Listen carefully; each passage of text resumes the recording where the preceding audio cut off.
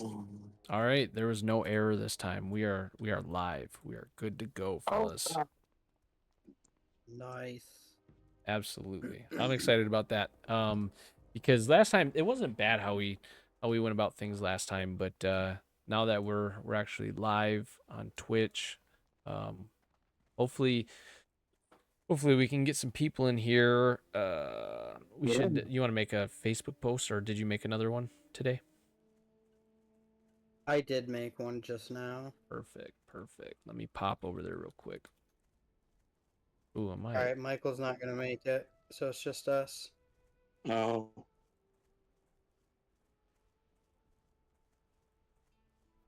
It's just us then.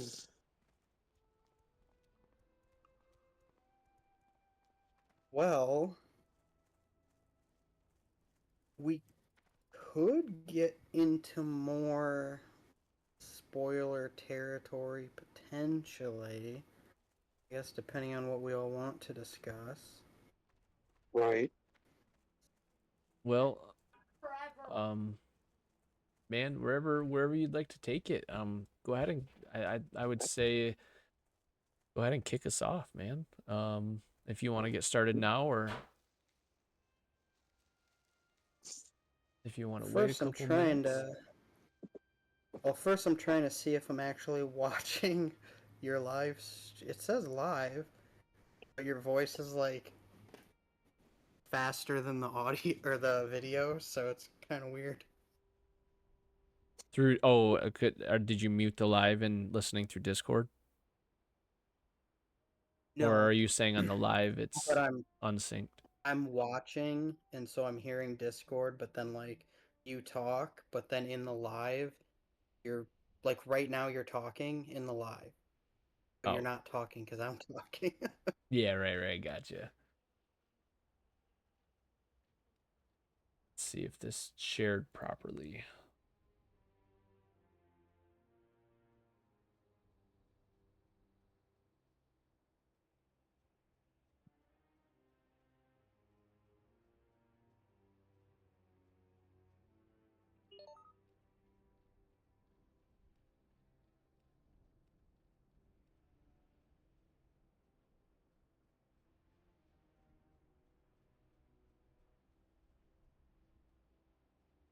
So what are we live right now? Right now? Yes. Okay.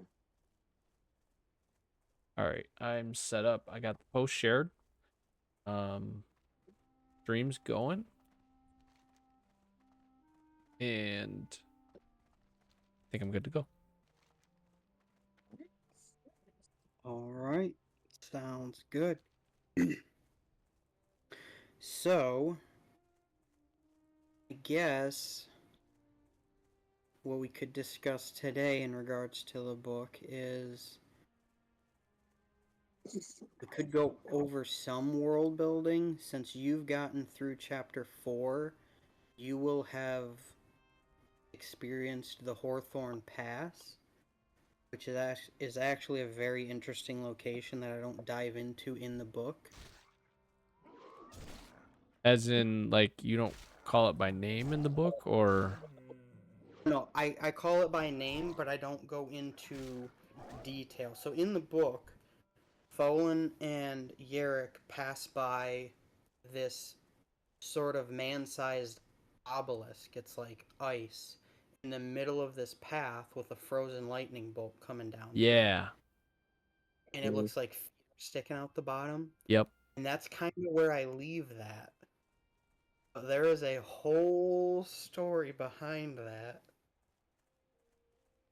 That was an interesting part when I was reading through that, and I was trying to picture everything, and I was just thinking, man, this is that would be a sight to see, you know. Yeah. Can I you definitely go into more detail on it right now? Is there anything you could share? Not necessarily, but like, can you describe it as best you can at the moment without spoiling stuff? Well, so I could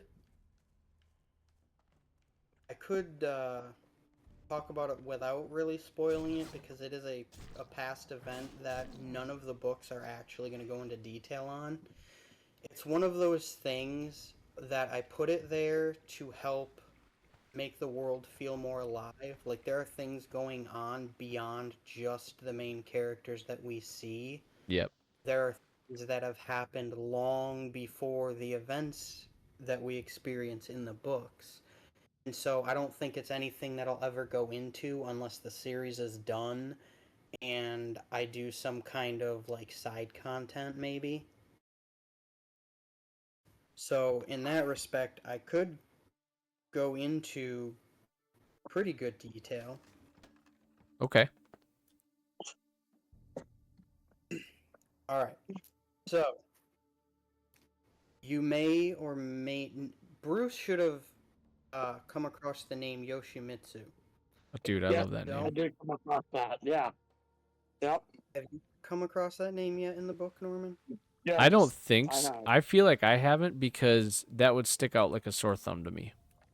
Oh, it did stick out like a sore thumb. Yes. I noticed that one right away, and I noticed another one too. Or maybe it Can't did. remember. Hold on. It was Where along with Yoshimitsu, and I believe that was in like chapter. I like to say 4, now that you're not so hold 5. on. Now that I'm thinking about it, because I feel like maybe I did read it and I did go like Yoshimitsu. Hold on. I gotta find it now. I need a control F. Yeah, that's what I'm trying to do. I'm trying to do that too. My for some reason the PDF is like opening in like a weird way and I can't click find. But now that you're mentioning it, dude, Right. I mean, it would be like real quick. I mention it once Yeah. and then You only don't mentioned it really bring once. it up again. Yeah. It's Yeah. another instance where it kind of makes the world feel more alive. There are things that I reference that I don't really go into too much. It's one of them. Yeah. I did notice that, and there was another one along with that one. I did remember talking to you about it. I'm trying to remember the name. I'm trying to pull up. Sorry, I'm having a hard time pulling up Kindle up so that way I can have it in front of me. Oh.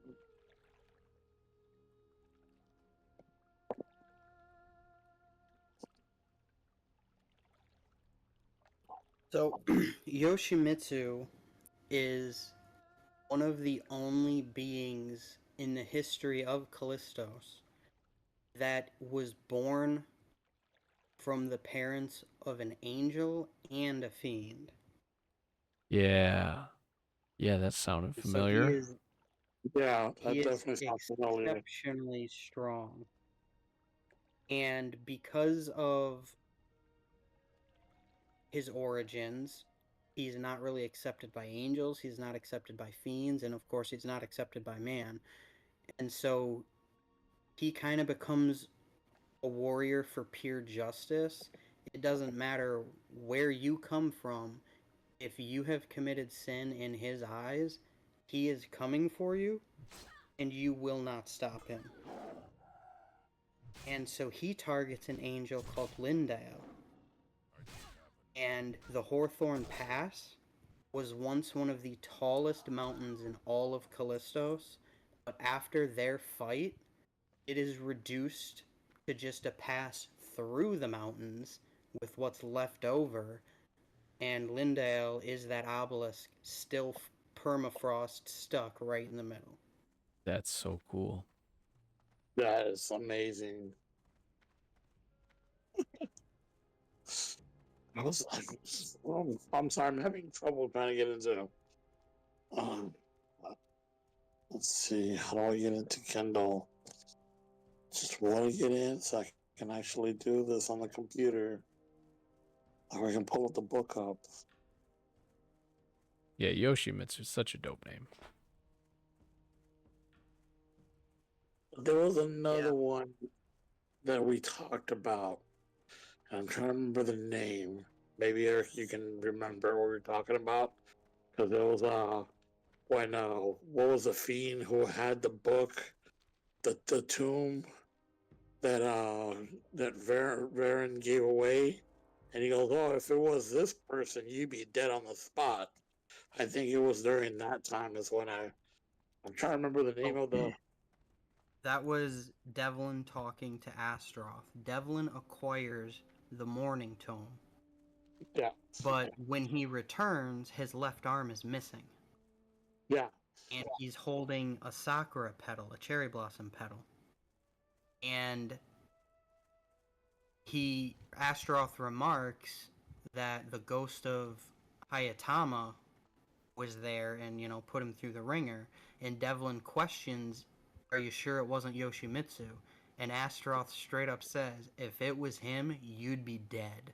Uh, yeah, yeah. That's where I was like, and I talked to Eric about. I'm like, that's pretty crazy.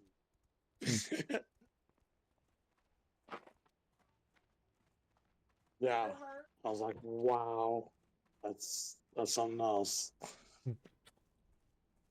I love you. Yeah, I could probably use some. Oh, Yeah, I'm really excited when I'm reading through it. Just like you say, there's a lot of other stuff kind of going on that shows that the world is alive. It's not just like you say surrounding the main characters, and you see history and you see, the mistakes of the past, especially the yeah, ones coming back around to bite them in the butt. Yep. I mean, There's that's some the whole foreshadowing as premise. well.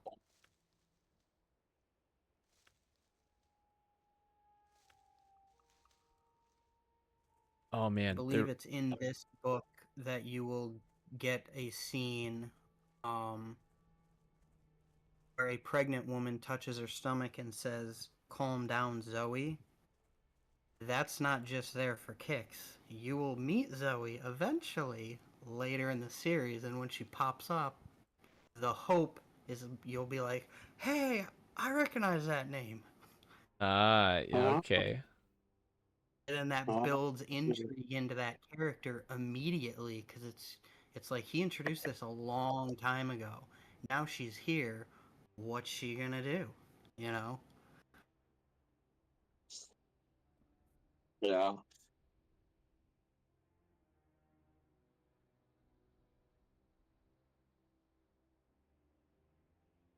And this I guess a good question now that everyone's a little further is, mm. has your favorite scene or character changed at all now that you've been introduced to more? Yeah. I would say I like Kane. I mean, I like Buzz, but I mean, Kane looks.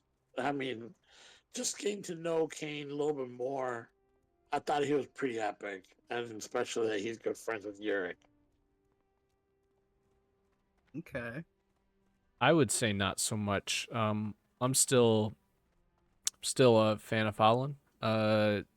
Just I like his demeanor, the way he handles himself. I like how he handles business.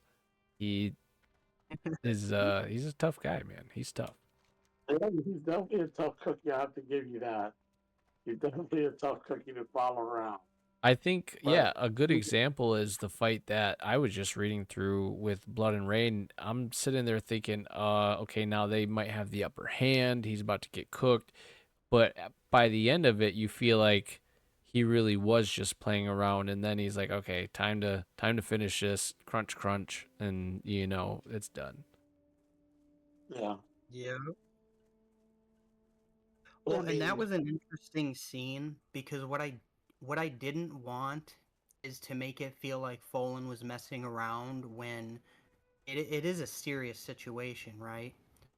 But mm, he's trying to give her a chance to fight for the right side rather than the wrong side. And then when Blood interrupts, that's when he's like, "All right, it's not gonna happen.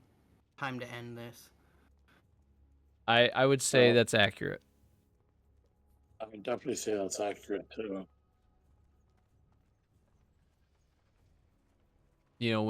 When they're kind of conversing before he shows up, It definitely feels like a little bit of fun and flirty and messing around, but it also feels like, hey, we could use somebody like you to switch sides. But again, like you say, when he shows up and he starts kind of getting pieced up by them both, I'm like, all right, yeah, now he has to do something because there's no way he's gonna convince them both. Yep. And the other fella seemed awfully unsavory, anyways. Yes, he did. Is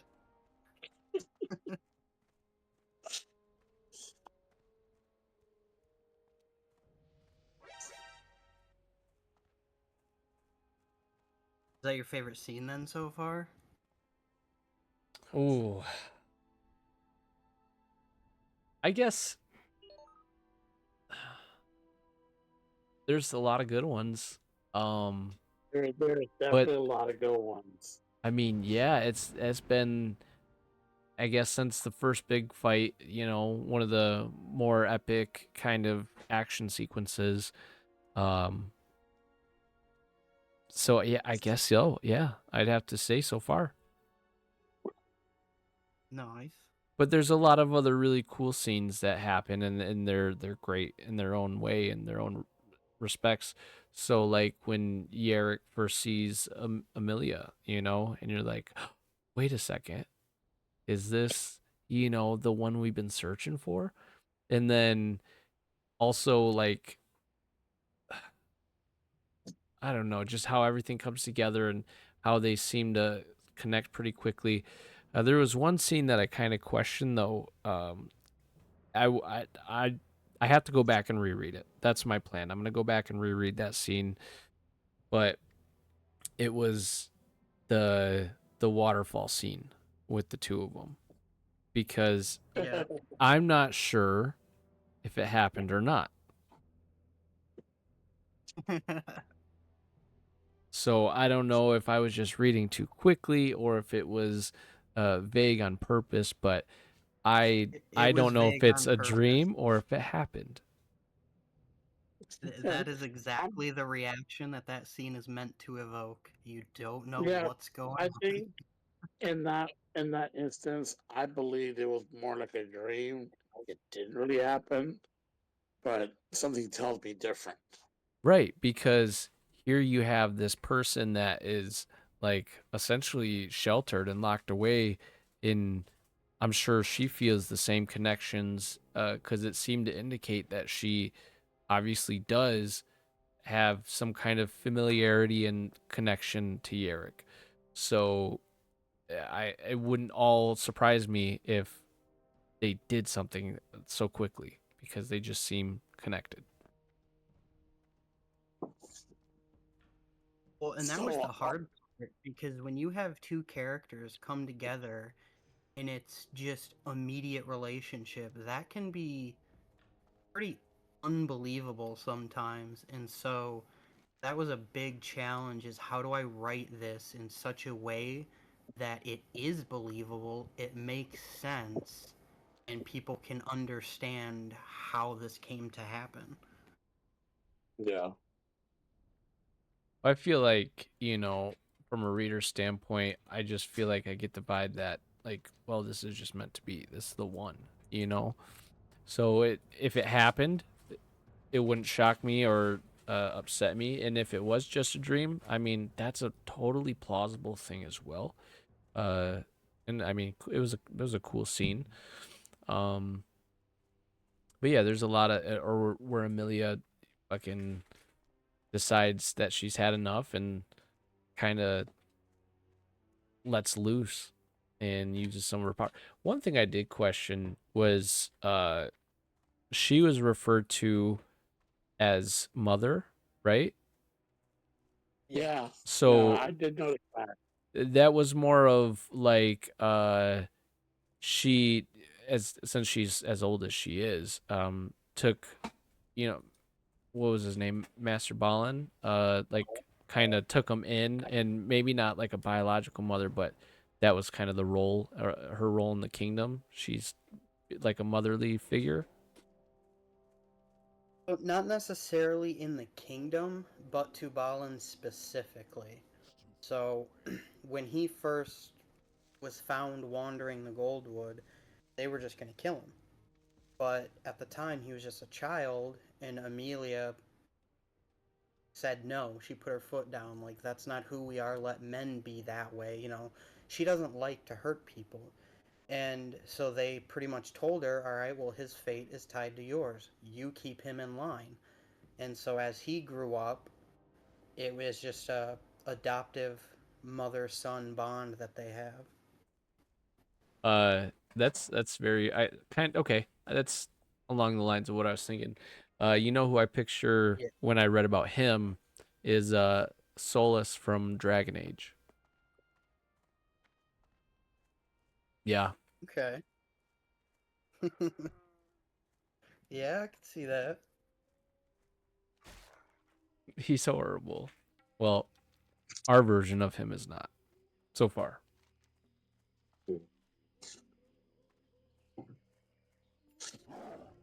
Yeah. Let's see, I had one in my head. So let's go back. There's so So much to talk before about. before we proceed, I just have a little funny thing to touch back to. So the waterfall scene Yeah. in my original draft of that scene, it was a lot more detailed, it was longer and a lot more explicit. Ooh, And my wife was actually upset with me that I tamed it down. seen that. You made it way too hot. I was half expecting it to get worse, to be honest with you. Yeah, I was telling too. Every time I seen the or reading the hand heading towards the water, I was like, "There's no way I'm about to read the word cock or dick or anything like that. Like, there's no way." And then I thought, what fancy word might he use for it? Member? Gripped hold of his member. Yeah, Yeah, I thought taming it down would probably be just more approachable approach. Yeah, I think you did a good job at that, taming it down. Because honestly, I thought you were gonna go that route too. I was like, "Damn, Eric, you getting spicy with this." Well, and ice when I that was bitch. auditioning for voice actors, there was a lot of them that asked the question, does it get sexually explicit? Because some of them don't want to do that. Any more baby ghosts? And so Yeah. that actually benefited me and it opened a lot more doorways that would have been closed if I would have crossed that line. Oh yeah, good point. So you are more happy that you didn't cross that line then, although even though Yeah. you wanted to. Well, I didn't necessarily want to cross that line. That's just how I wrote it originally. But after reflecting on it and trying to figure out, who I want to be as a writer, I just decided that I don't want to get into that kind of stuff. Obviously, we'll get near the edge, but I don't think I'm ever going to take that leap and get explicit with it. That's fair. Yeah. I mean, that's not what really the book is about, anyways. So, Right. but I mean, if you want to flirt the line a little bit, Oh, you yeah. know, nothing wrong with Definitely that. helps build relationships between characters and makes their growth more believable because, I mean, sex is gonna happen. It exists in these fantasy worlds, but it doesn't mean I have to go into detail. Yeah, Plus, exactly. if I don't go into detail, then the readers can imagine whatever they want and be satisfied with it. The way you thought about it. Oh, I really enjoyed Fowlin's interaction with that like the spirit guardian, the fox or whatever. I'm drawing a blank Oh on the yeah. name. I should have made notes, but that was the really cool moment, I thought. See, yeah, you're right. I should have made notes too.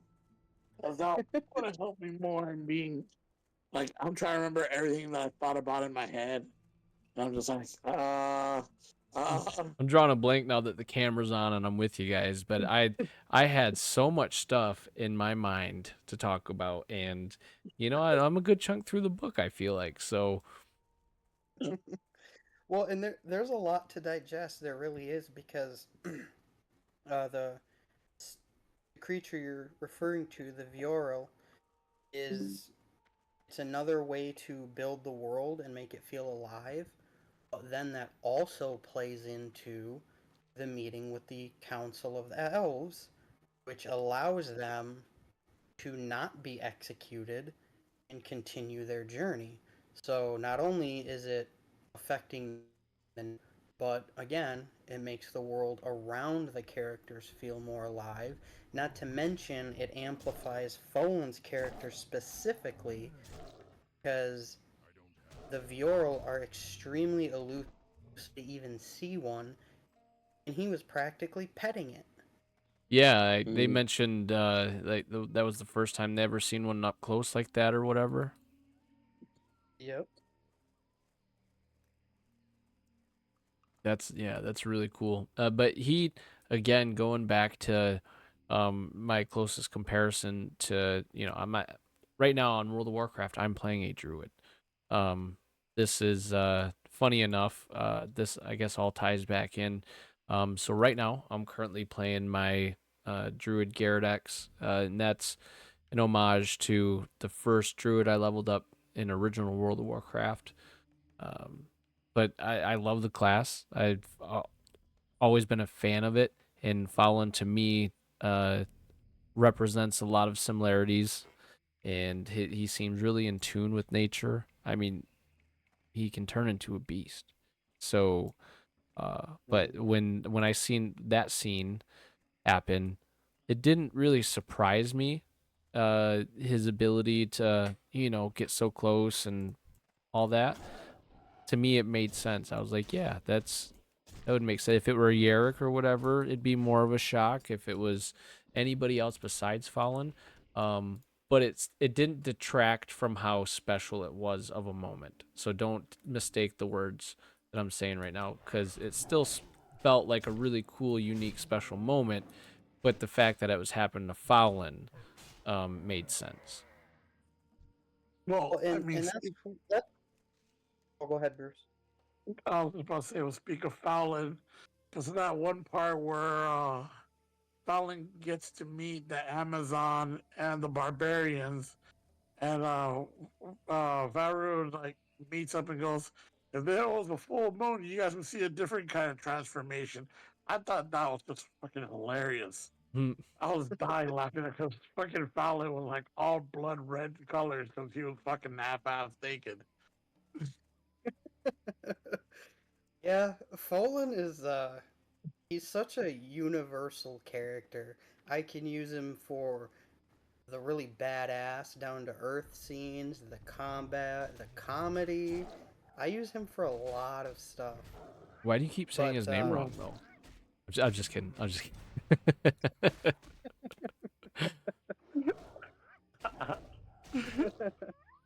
but to touch on your the fact that you expected that scene kind of out of him, I think a lot of writers, or at least what we've seen in Hollywood lately, they confuse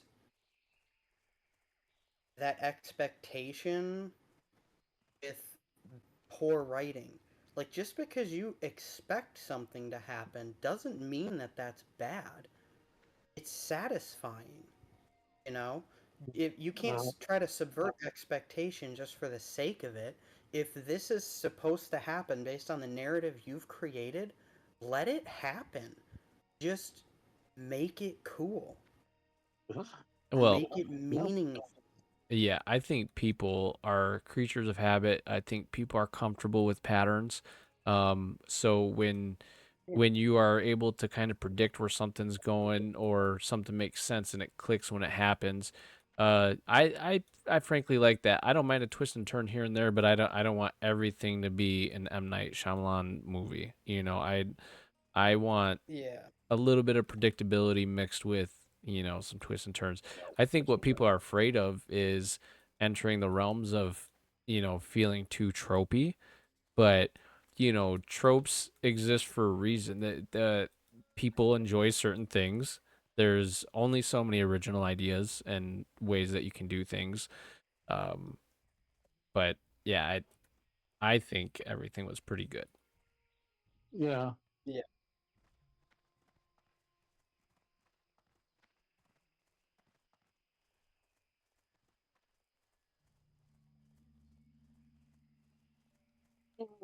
But speaking of Folan, and we Uh-huh. can circle back to this subject, because Bruce, you haven't said your new favorite scene yet.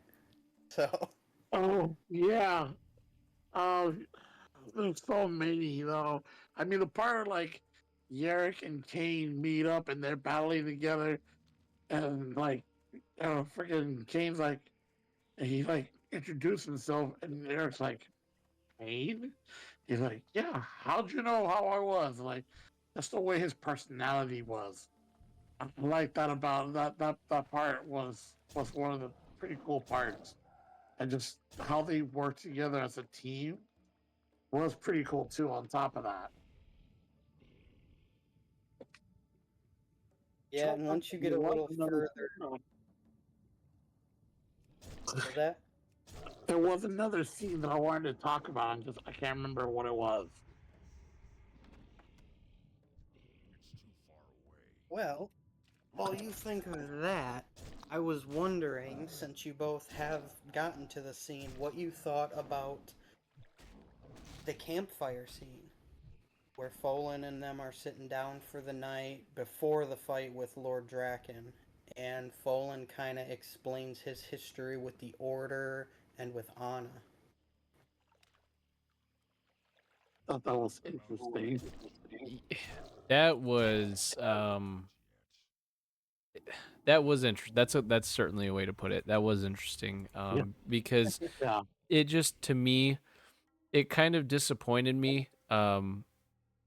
Not It's not a bad part in the book, but it disappointed me for the reason, like, I'm like, man, Poland's just got another thing, man, just another freaking brick yeah. in the wall of his fucked up past, and Yep. to have to see that. But I wanted more of the story. I wanted more backstory on the parents, and exactly the same questions they were asking, like, how was this right in front of our face happening under our nose?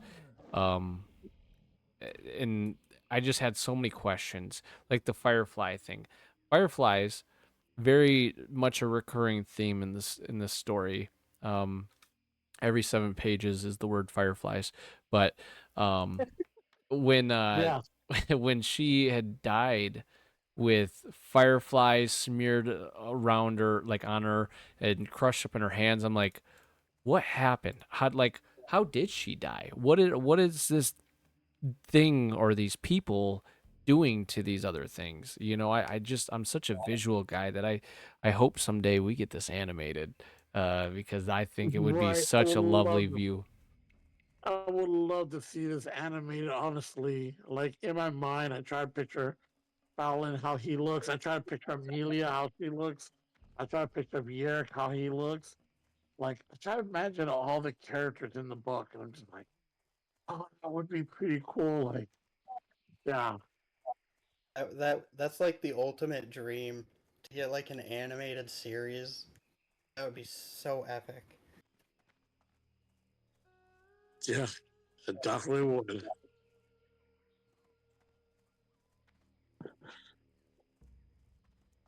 But as But far yeah, as like, Folan. oh, sorry, go ahead. Oh, go ahead. Oh, I was gonna say that Folan definitely has a pretty brutal past, but that's kind of what makes him who he is. He doesn't really like the world. He likes to be alone, and he likes to stay away from everything because he just thinks everything is just garbage. You can't blame the guy. It is. You're right.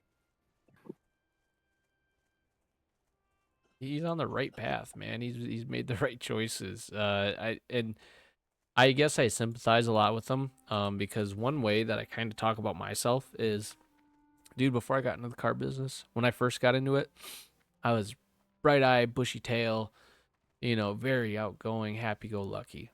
Now I want to come home and not really like go out to big parties and big functions and deal with a bunch of Yeah. social stuff. I just people kind of suck when you have to deal with them in like a business setting. Oh yeah. Yeah. Yeah, the more of the dark corners that you experience, and obviously there are a lot of darker corners that none of us have or probably ever will experience, but it really doesn't nullify the experiences that we do have. And unfortunately, even in just everyday life, in something as simple as customer service, you see the true colors of some people, and it's just like, how did you get like this? Right.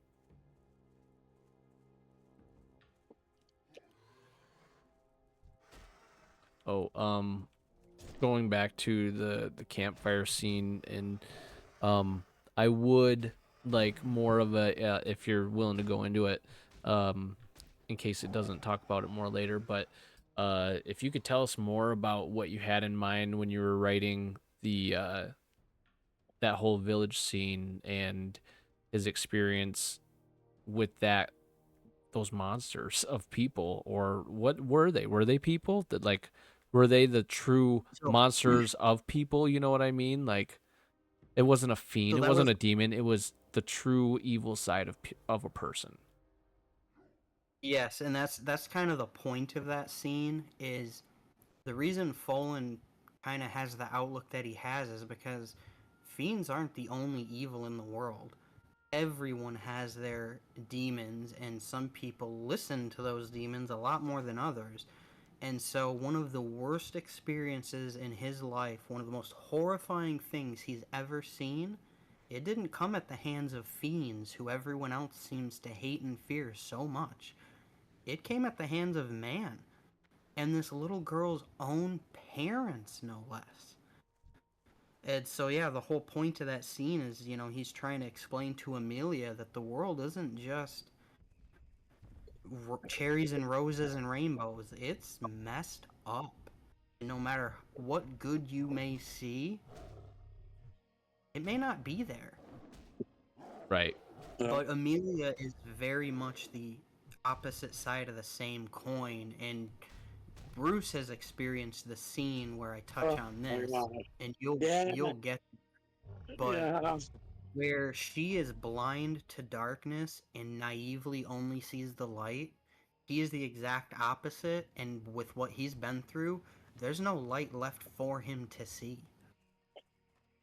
Yeah. That's a pretty accurate representation of how I'm feeling right now. She has already caused so much trouble for herself with her Yeah. naiveness, her That's what I'm naivety, saying. whatever. Yeah. Like, her, her being so naive and so yeah, that's she's been driving me up the wall. right. Like I mean, I'm screaming at this book like, listen to them. They're trying to tell you. yeah, You've it's admitted you like don't know the world. yeah, but yet you keep trying and trying to change people who cannot be changed. I think you're gonna like where that all goes. Well, she seems to be coming out of her shell. She's dropping Yeah, these curse yeah, words. She's killing people, dropping motherfuckers. yeah, yeah. That's why, like, in one of the chapters I read, they're like, "Princess, you shouldn't be out. You're gonna die." And they're like, all of a sudden she attacks and kills a bunch of enemies. He's like, or not, or not. You're good. You're good. Yeah, Yeah, yeah, I'm hoping for that. That sounds yeah. yeah. Which I was like, that. There you go. It's about time. Like, God, I guess. I'm sorry. She does drive me nuts. That whole part of her, of like, oh, there's always a light. No, there's not. No, listen here, woman. There's not. Can't wait to see where things That's end a up good with her and reaction. Yarrick though. That'll be cool. Right. I hope. Fingers crossed, man. We'll see.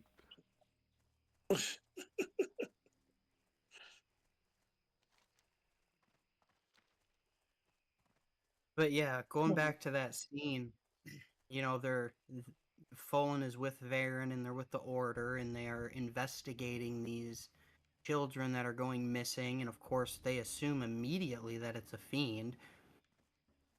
And if you're a parent and there are children going missing in your neighborhood, you're not gonna let your kids outside playing, even if it's with, say, an officer, right?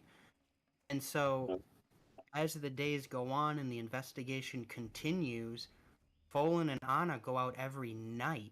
So, this is after the sun falls to go catch fireflies. And so, at some point, it clicks. What parent would do that? Something is not right here. Mm, yep. I definitely have. I've asked myself that question. Like, what are you doing? I Like, was kind of torn on that. I wasn't sure if that was the intention because I mean, Folan is very capable. I would, I mean, frankly, I would trust him with my child. You know what I mean? So I was a little, but I'm biased towards him. So that was a little difficult scene for me to interpret, I guess. The thing is, though, is Folan more than Anna's parents knew Folan, True. right? So from their perspective, they didn't know how capable he was. So it's very weird that they'd just be okay with their daughter out after dark when there are children going missing. That's a good point. That clicks more for me now. yeah. Yeah. And that's what I said. I was like, that's crazy. So what were they doing? So, as part of the world building, and you'll see a little more of this later, but you get a touch of it with Blood and Rain, where there are humans that don't necessarily go to bat for humans. They prefer the fiends. They want to worship the fiends. They want to work for the fiends, and they want to prove themselves to the fiends, so that they sort of get indoctrined into their ranks. And so that's very much what these parents were doing, is they were getting the attention of the Order and committing these horrible crimes right under their noses, while under the guise of these loving parents that are so worried about their daughter and what's happening in the village. Meanwhile, they were sneaking around, and because they know the village like the back of their hand, they know all the secrets, they know all where all the shadows are, the blind spots from some, the Order of Reinar, they don't know that area quite as well, so they can sneak around and get by them even if they're on patrol or whatever. Sure. And so the parents are sneaking around at night and they're taking these kids, and the ultimate, I guess, thrill for them is getting rid of their own daughter literally right under Folan and Varen's nose. Man. Yeah. Yeah. Which I thought that was crazy. Like, dang, right. It wasn't like, nah, it was right there. And now, Yep. do the fireflies in that scene have any other significance other than to kind of mock Folan? It was straight up to mock Folan. They knew that every night Folan took Anna to go catch fireflies, and so that was their kind of message to taunt him, is to smear the fireflies around her remains. Okay, then that leads me to the next question. Is there a connection with the fireflies throughout the story, or is this just kind of happenstance? For the most part, when it comes to fireflies, it's just sort of visual appeal to make the scene, pretty or whatever. Okay. Now, you may or may not have come across a dragonfly. Yeah. That is much more significant and symbolic. The dragonfly in the tree. Um Yeah. that's yeah, I've seen a dragonfly mentioned a few times. I did. Yeah, I'm trying to remember. I'm like, I'm pretty sure I heard something about a Well, and dragonfly. the title of chapter 4 is The Tree and the Dragonfly. Yeah, Yeah. Okay. So I did. Okay. Yeah. Yeah.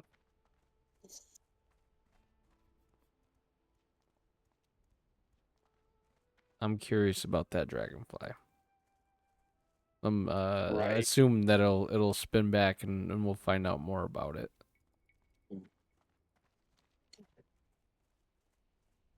And that's why it's kind of funny, you know, talking with you guys, and you have all these things you want to talk about, but then when you're on the spot, it's like, which one do I pick? Because there's a lot of stuff going on.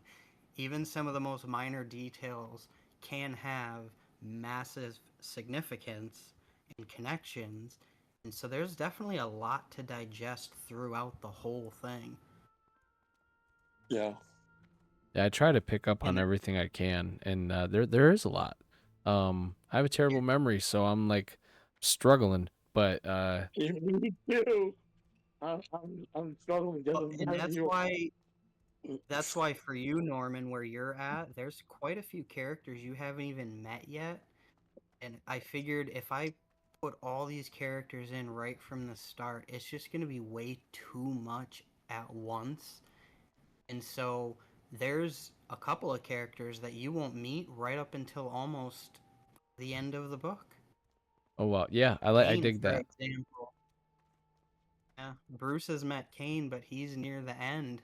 And yet, Kane has become his favorite, so I must have done something right with writing him. Right on. Yeah, dude. And that works out well for me because it gives you time to become a little familiar with the character and kind of build an image of them in your head and their personality. And then once you start getting introduced to the other characters, easier to kind of picture. Right. Yeah. Little by little, like Astroth and I'm trying to remember the other name I just had in my head. Oh Evelyn? man, it was like you gave these clogs of like so much stuff going on, and yeah, I don't want to Are read. you I don't want to thinking of say too much Devlin? about it because yeah, Devlin, yeah, just them two. Their characteristics are so unique. I like how Devlin is the way he is, and Astroth is so.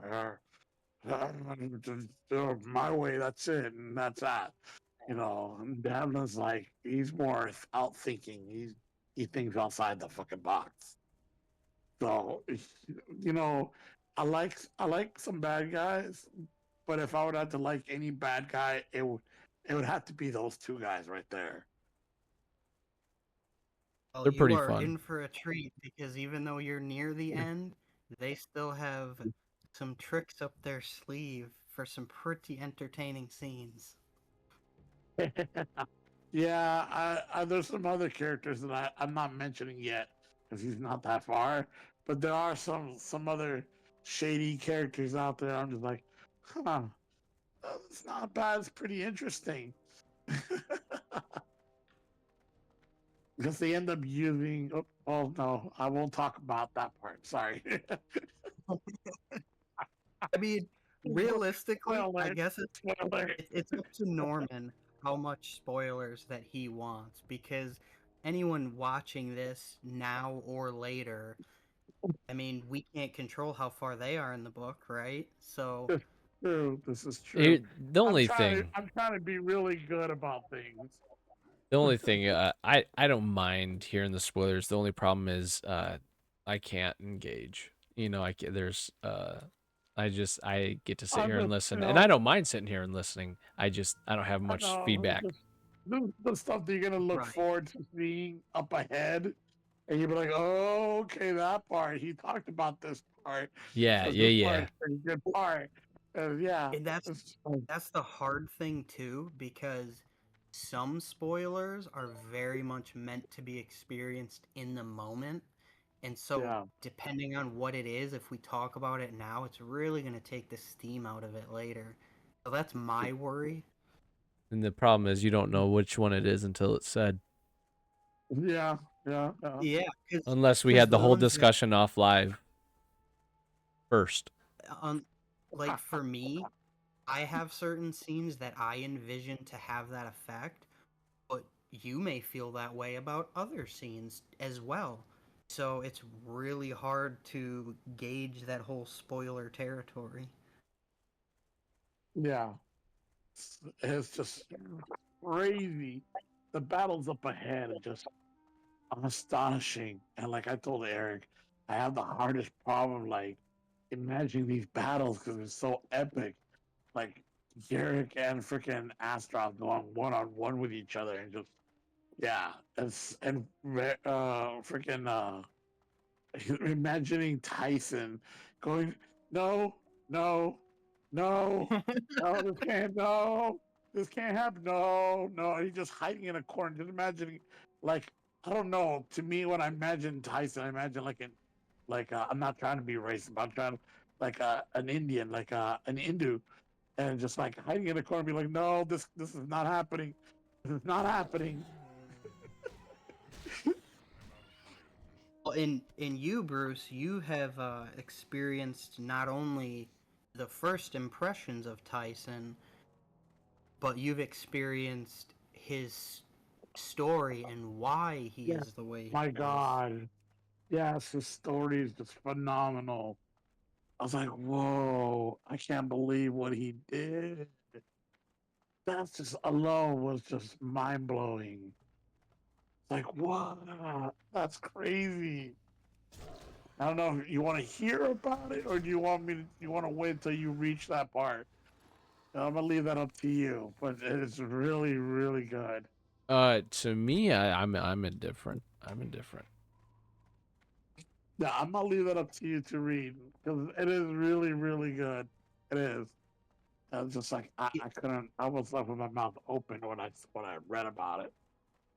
And that's one of those situations because like your first impression of Tyson is intentional, right? You're Yeah, supposed to feel a certain way, and then when you learn his backstory, you're like, "Oh man, I it all yeah, makes sense now."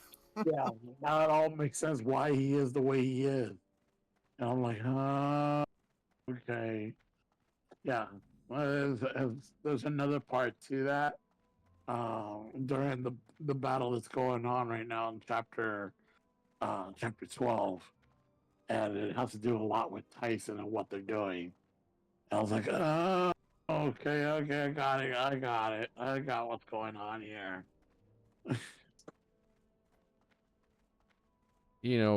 Going back real quick to picturing the action sequences and stuff like that. Um, One of the ones that we even mentioned earlier was the fight with Blood, Rain, and Fallen. How I was really having fun picturing how his like daggers and the chains and the daggers were working. I thought that was a really cool I would concept, and love to see an image of that. His yeah, dagger on chain. Like I would love to see an image of like how big is it? You know, how sharp is it? You know, what unique characteristics does the knife look like? I would love to see that as an image. That would be pretty epic because I can imagine a boss knife like that just doing some crazy damage. yeah, yeah, that was super cool. Like out of all the weapons I like the most is that one right there and freaking this is a katana, right? Yerk holds a katana, right? Correct. Yes. Yeah. So that one too I would love to see. The I don't think that he did they in the book is there a description of like what the katana looks like? I think the only Um. description I really remember didn't it have the lotus and the mountain on it. And it's the sapphire blade with the lotus and mountain on it. Correct. Yep. Okay. Katanas are Um, usually a pretty simple but effective design. But there is definitely a lot a variation you can achieve with him, but yeah, the main key points for him is the Lotus with the mountains, and that is more as part of his backstory, his origin. Like that'll tell you kind of where he came from. Then the Sapphire Blade, that is something entirely different, which I can't really get into the significance of that. Well, was it not the Kitana where what's his name, Astaroth? Well, I remember seeing that blade, wondering where you got it from. Was that not So that that was Devlin, because Devlin? Devlin. Okay. So so let's get into this a little bit. So Devlin, when he got the Morning Tomb, he came back with that Sakura petal, the cherry blossom petal, and his left arm Mm. is gone. And when he sees Yarrick and his katana, he shows him the petal, and Yarrick's basically like, "Is that supposed to mean something to me?" And he's just like, "I think it might." So that's kind of a subtle little hint that Devlin thinks there is a connection between Yarrick and the ghost of Hayatama. Mm. Mm. And he hints Okay. that connection is because of the katana, which means the ghost probably also has a unique katana. Okay. See, yeah, see, I knew there was something up with that. I was Yep. like, because I remember that part where he's like, huh, I remember seeing that sword. And he's like, where'd you find it? He goes, that's none of your business. I'm not fucking telling you. I was like, yes, let him have it. Let him have it. like, I've, there's so much about that I want to know about that sword, like how it looks like and how it is and where exactly did he obtain it? Yeah. You know, The lore on that will be great. yeah. So I believe I do go into where it came from, unless I've just hinted towards it. Yeah, I think you just hinted towards it. See, and I do that with my writing a lot, is rather than just like lay it out directly, I always like when I'm like watching a movie or a TV show, I like connecting dots and I get that aha moment, you know? And Mm-hmm. Yeah. so I uh, kind of drop a lot of breadcrumbs, but I never quite show where they lead because I want the reader to piece that together themselves and have that great moment when they do figure it out. yeah, I can't wait until that day happens. I'm sure soon enough. When you hear me go, oh, Eric, okay, you'll slide double, slide double.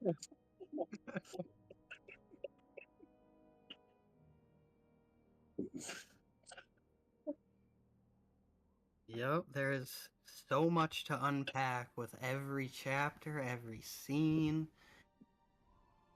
There's very Now, little wasted pages. Marcella, does Marcella, she uses a weapon too, doesn't she? Yeah, she uses more of a traditional like spear and bow. I originally when I wrote all the characters, I wanted to give them all crazy unique weapons cuz you know that's in a lot of TV shows or anime specifically, the weapons are a big key component, you know. A lot of people remember the weapons. But Yeah. when it comes to Bose and Marcella, their characters are very, you know, down to earth and just rough and rugged, and they don't care about standing out or being unique. They just care about taking care of business. And so I Mm, felt that that should be reflected in their weapons. So their weapons are just a generic bow and a generic spear, just like the rest of their tribesmen and women. And yeah. Yeah. I was like, oh, okay. That was pretty cool. It's like there was a part in there where like Bose had not come back into the tribe, and the tribe was under attack.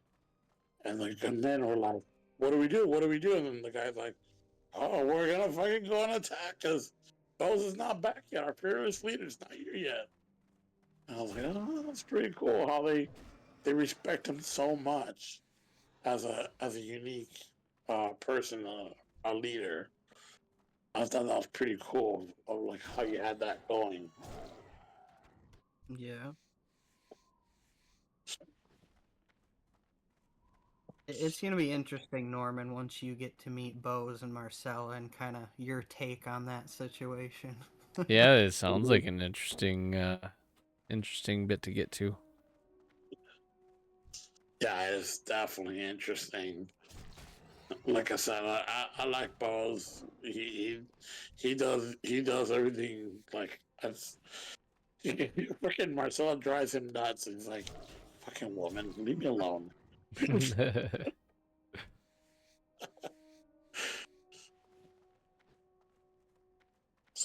Yeah, one chapter that I'm very, very much looking forward to discussing, which depending on how long this discussion goes, I guarantee this chapter alone will take up that much time and more because there's so Really, much on The with it. Warden Trials. the water. Absolutely. Favorite Wow, okay. chapter. Man, Yeah, that one I read 4 times. I have to admit, I read that one 4 times because there was times where I was busy and then I had to stop and then I got glitched and I had to go back and I just couldn't start where I left off. So I had to start all over again. And I was like, okay. But more times than I read, especially the part of the riddle that you did, that drove me insane. I was like, where did he come up with this riddle? Like, honestly, where'd you in the world did you come up with a riddle such as that?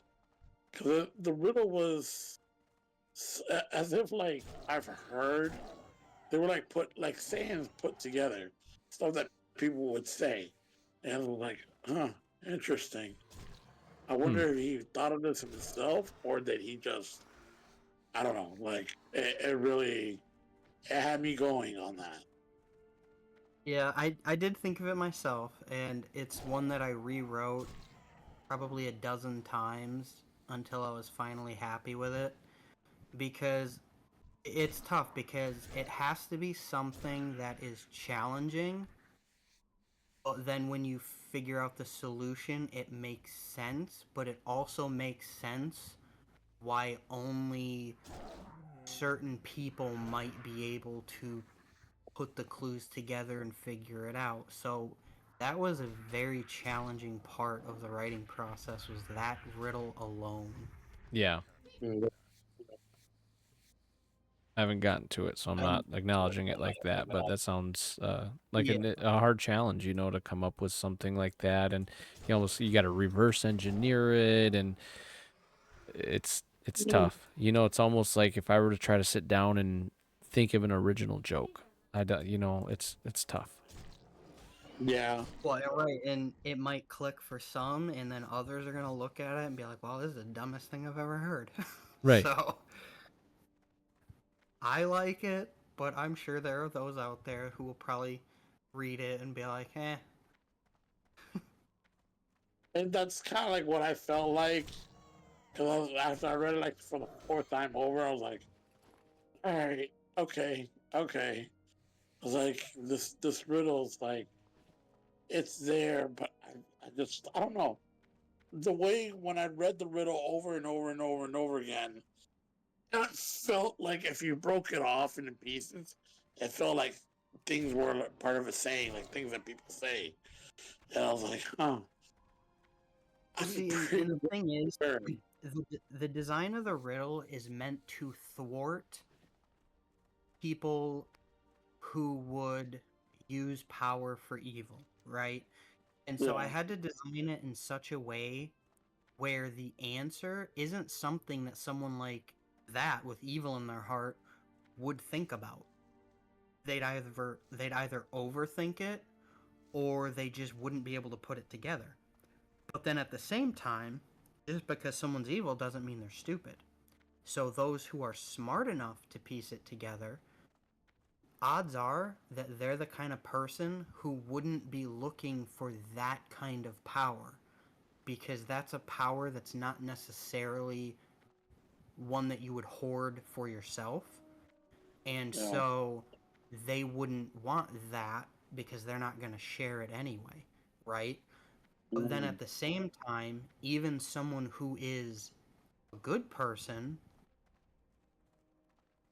the answer is so simple when you really break it down, and when you get to that part you'll see it's very simple. It really is. That's a lot of But pressure. you have to have a If certain you're a good person, mindset. you'll get it. Well, that's the thing is, when it comes to the riddle aspect, it doesn't necessarily. It's not so much that if you're a good person you'll get it. It's just that it's a way of thinking, right? A good person is going to have a completely different thought process than someone who takes lives and doesn't bat an eye, you know? And so the answer being literally right there, given to you on a silver platter, is going to be overlooked by Yeah. someone with a certain mindset. And so, like I said, I don't know if the intention was executed the way I had hoped, but I did have a certain intention with it. Well, you did well. I have to say you did really well in that part because, like I said, hey, I kept making me go back and reread that and reread that again and reread that again. I'm like, telling you, this guy, he like he keeps this together with sayings that were said, or he made this all up, and I just couldn't get that past my mind.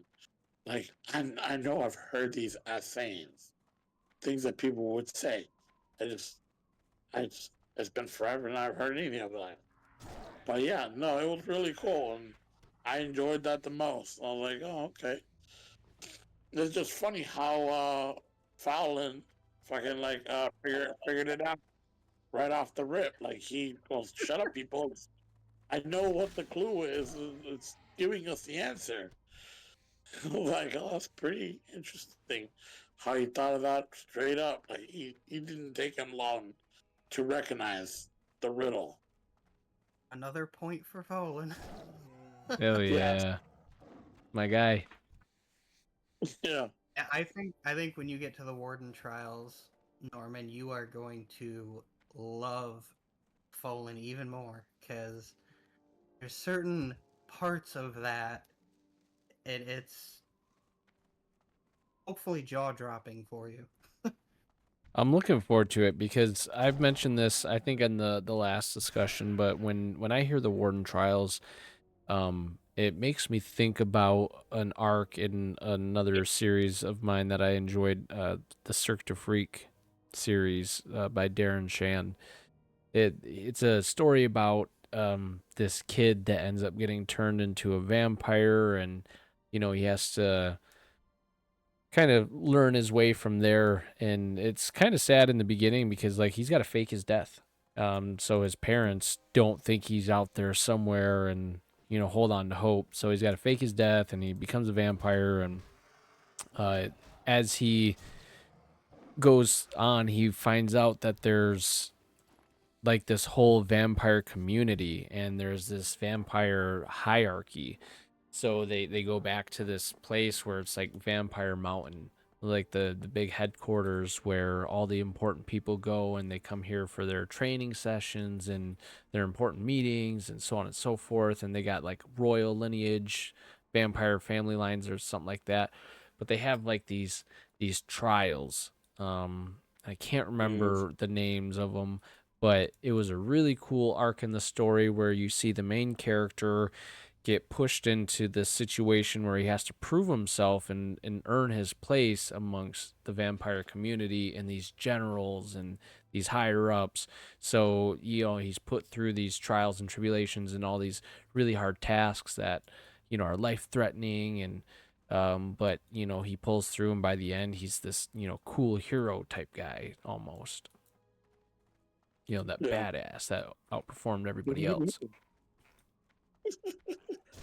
I can definitely see how just the title alone would draw similarities to that because I mean the Warden trials are very much a trial to prove your worth because they are trying to get a hold of an incredibly powerful relic, one to stop the plot of the fiends and stop the annihilation of all of humanity. And so with that kind of power, like you can't just walk in and grab it. Like you definitely have to prove that you deserve it. And so yeah, the Warden trials are very much that sort of gauntlet. That'll be really Yeah. cool to read. I'm really looking forward to it. It was, I have to tell you, man, it was definitely one of the longest ones that I read. And even though I read it 4 times over, it was long, but it was, not to say it was well worth it.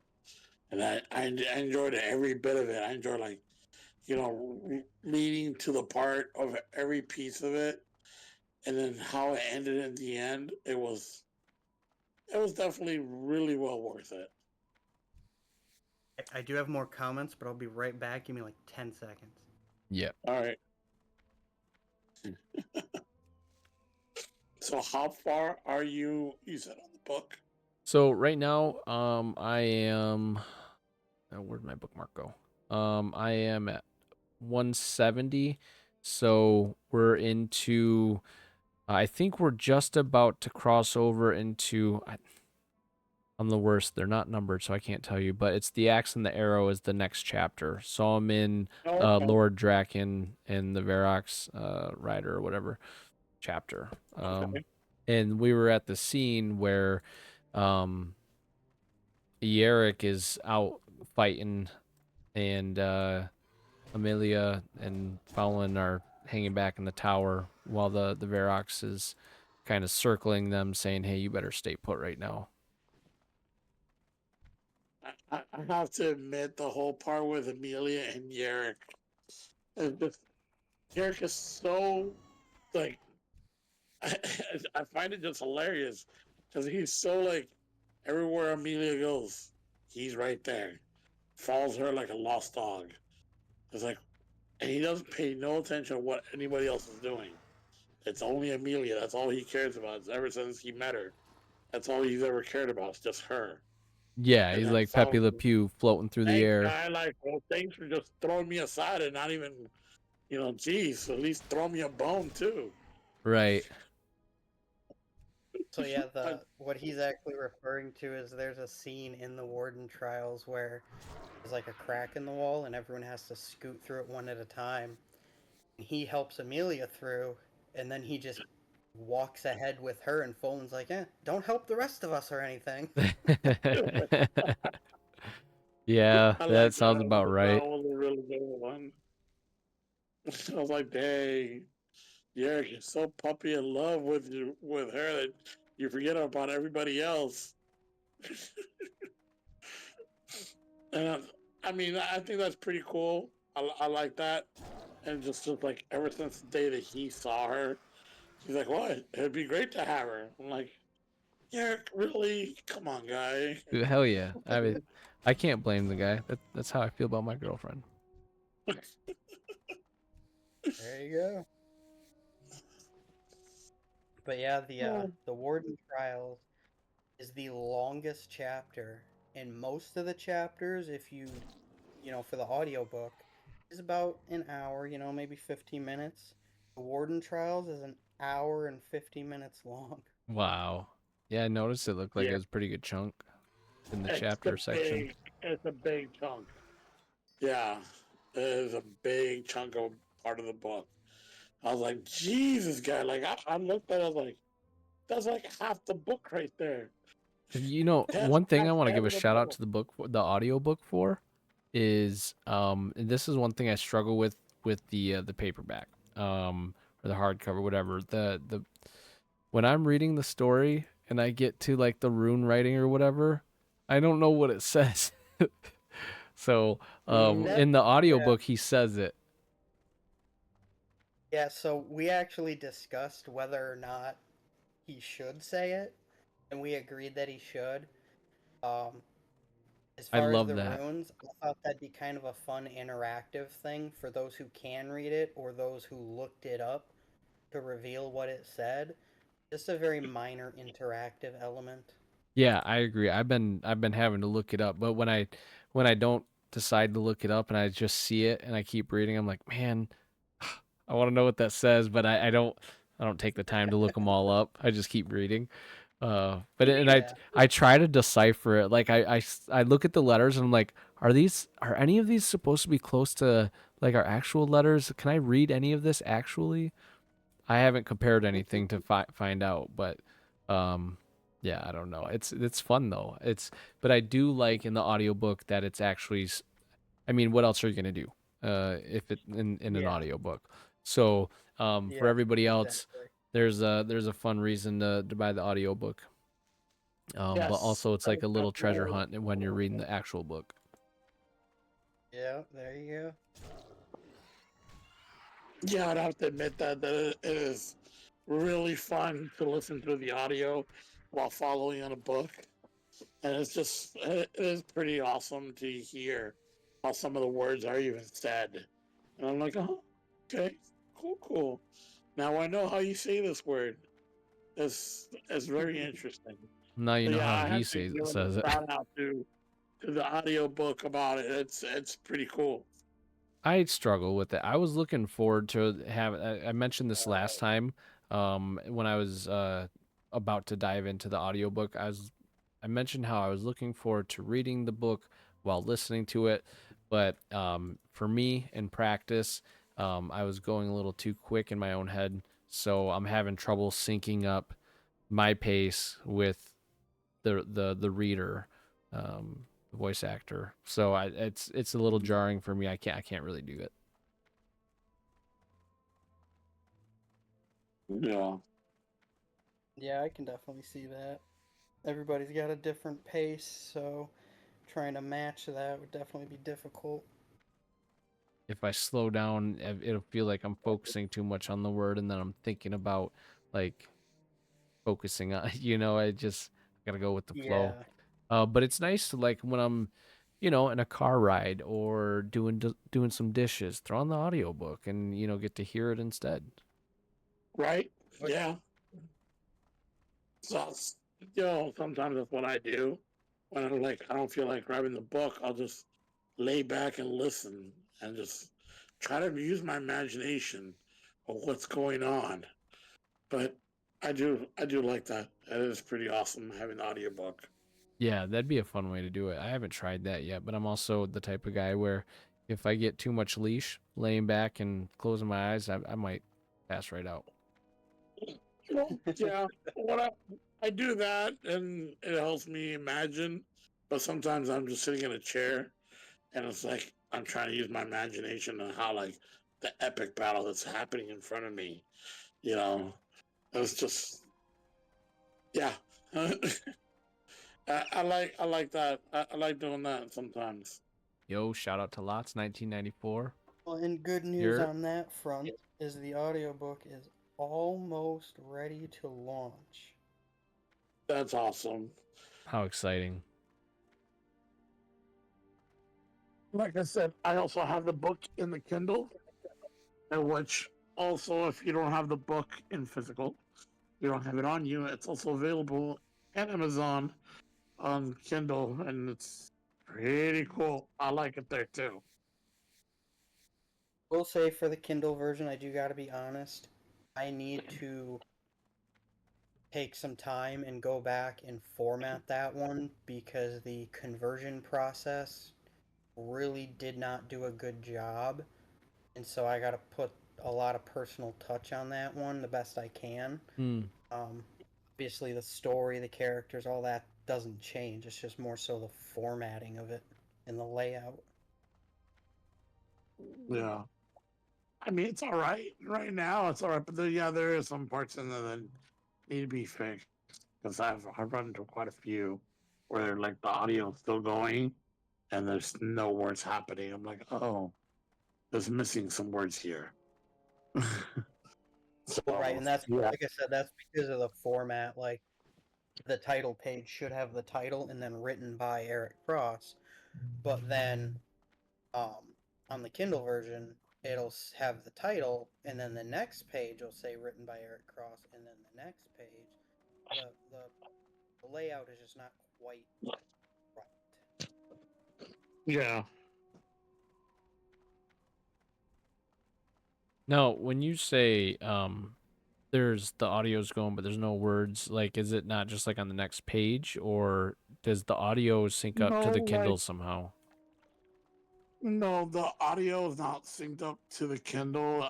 When I say like there's no words, like there's a paragraph happening and there's still words like in that paragraph that need to be said, but in the Kindle there's that's not there. Huh. That paragraph, that sentence is not there, or it is in the audio, but it's not in the Kindle. So yeah, it's a little wonky. One misses or not. Okay. So it's There it's might be it's more just not on the wrong with next it than I page. It's missing completely. Yeah, it's just missing. That sentence is missing. Yeah, Okay. Oh wow, that's a much bigger issue. yeah. And I ran through quite a few of those. I was like, or like the word is changed in a different format, and it's not what it says on the Kindle. So I'm like, oh, interesting.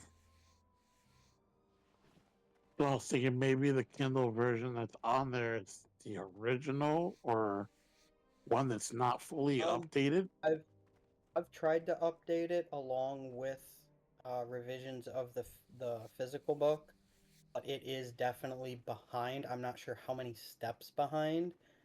As far as I know, it's only a single step behind, and that's because I haven't gone through to fix the formatting. And when I do that, everything else will be updated along with it. Um, so that's just something I definitely have to look into. You know, with technology the way it is, I guess I just assumed that you upload it, it converts it, and it's all just squeaky clean. But Oh yeah. unfortunately, I gotta go and give it some personal touch and stuff like that. So Okay. Either way, I mean, it is definitely most helpful to read on your phone when I don't have the book on hand. I have it on my phone, so I can just read off right off my phone. right. Well, and now that the physical book is in its most definitive form, I don't think there are too many revisions I can make beyond this point. And now that that is done, I'm going to be looking into doing a hardcover version for those who would prefer that. So that'll be on the Ooh, horizon as well. that'd be pretty cool to have a hardcover Yeah, one. Would be dude. pretty cool. Maybe even drop like a special edition or something. Yeah.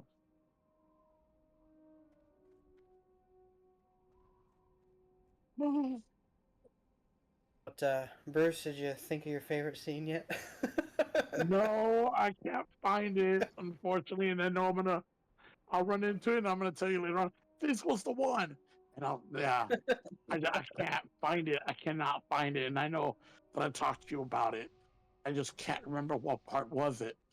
But yes, uh, yeah, I cannot find it. Not to interject, but going back real quick while you think about it, uh the hardcover or like a special edition hardcover cover has to be the book on the cover.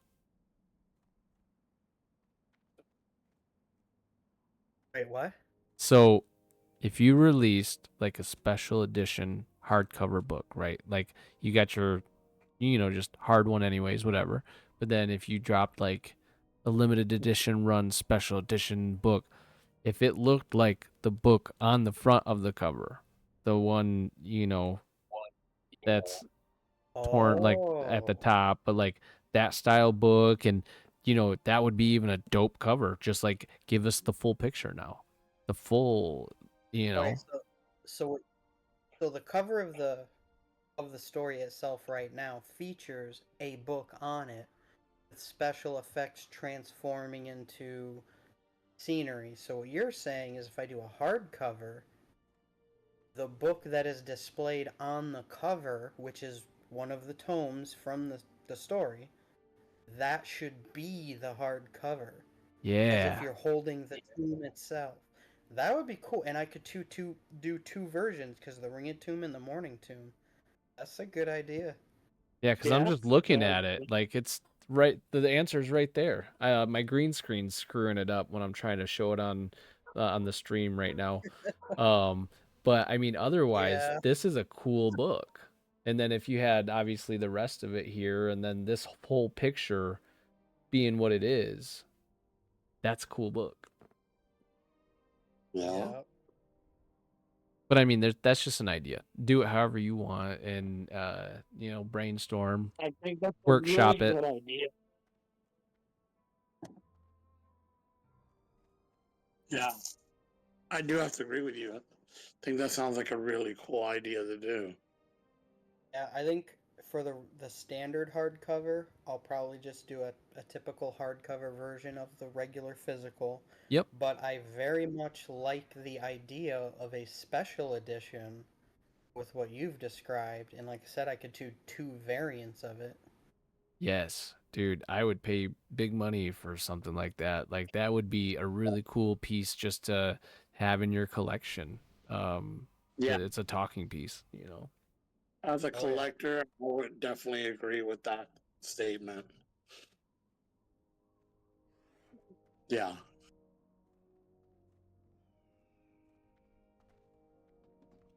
Yeah, well, we've accomplished a lot, and there's still a lot on the horizon. Like I said, audiobook coming soon, hardcover after that, and then I'll definitely be getting to work on some special editions because I really like that idea. That's a good one. But look at us go. Uh, This is why this is so valuable. One thing yeah, that I think, exactly. And like why being here is definitely important because like ideas like this and stuff like this is really good to have, you know. And yeah, there he is. I like this. Oh yeah. I think that's one thing that kind of holds me back with my creativity here is there's not a lot of people to kind of workshop things and have ideas with. But what's cool is I actually have a couple friends that are starting to get more into like producing more digital media, playing with editing software, posting to YouTube and things of that nature. So it's exciting to see them kind of getting their creative juices flowing and wanting to do more. So shout out to real quick Stu on that YouTube channel. That's one of my buddies there that's doing more of that kind of stuff. And me personally, with starting with the Twitch journey and whatnot, it's hard to get off the ground doing things by yourself and not really having a Mm-hmm. huge team of people bouncing ideas and saying, hey, maybe let's try this or go this direction. What if you did this? So when you reached out and said, hey, let's talk about the book and cover that on stream, I thought, hey, what a fun idea to kind of collaborate, mix audience, and see if we could, you know, create an opportunity to blow something up and make it big. I thought that was a fun idea. You can brainstorm together. Right. Oh yeah. It definitely opens a lot more doors, and it's more enjoyable having someone like. I can't tell you how excited I've been and how much fun this has been to discuss the book because I no one knows who I am, right? No one, not a lot of people know about the book, and so I don't get a lot of those deep dives or conversations or a lot of that feedback. And so it's been so nice to have that, even if it's just a couple of people. Yeah, hopefully we can make it a couple more. Yeah. Hopefully I've we been can make it a enjoying the couple book. more. So Yeah. I recommend everybody pick it up. It's not a huge investment for you as far as cost wise goes, but it's a good way to pass some time. It's fun to read. There's a lot of cool action sequences, a lot of character building, and just exploring the world as the characters go across it and see these little details that really show you and we mentioned it in the stream here how alive the world is and there's more things happening than just what's in front of the characters, our main folks. So Yep, a lot of fun. Yeah, definitely one. you, you know what I'd love? I would absolutely love. It'll probably never happen, but so there's a couple of YouTubers that I follow. They do like movie reviews and stuff, which is another reason why I don't think it'll ever happen. But anyway, they're really big into the story aspect of it more than anything else. You've got Fringy, Rags, and Mahler over on EFAP. Every frame of pause, they literally will spend 12 hours dissecting a 2 hour movie. Like, it's insane. So to have someone like them dissect my story and give feedback, like, the value there would be just amazing. And then Yeah, you've got Little Platoon. He does deep dives like that a lot of times too. More sophisticated side, I feel like he aims for. But then my absolute favorite above all else is called Random Film Talk. Just there's no BS when it comes to him. He breaks down everything. He explains how he came to every conclusion, how everything fits together. Like, it takes him months to produce a single video. It is so worth the wait. I'd love to have any of those guys review my story just to see what they think. That'd be amazing. that Wow. would be pretty cool.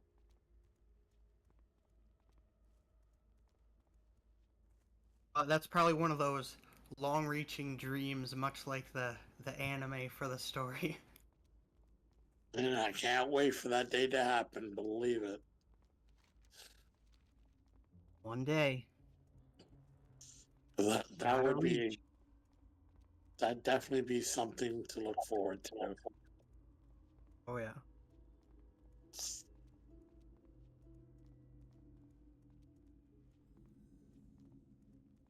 And I know we didn't discuss it during my posts building up to today's discussion. I did mention we were going to have a new guest.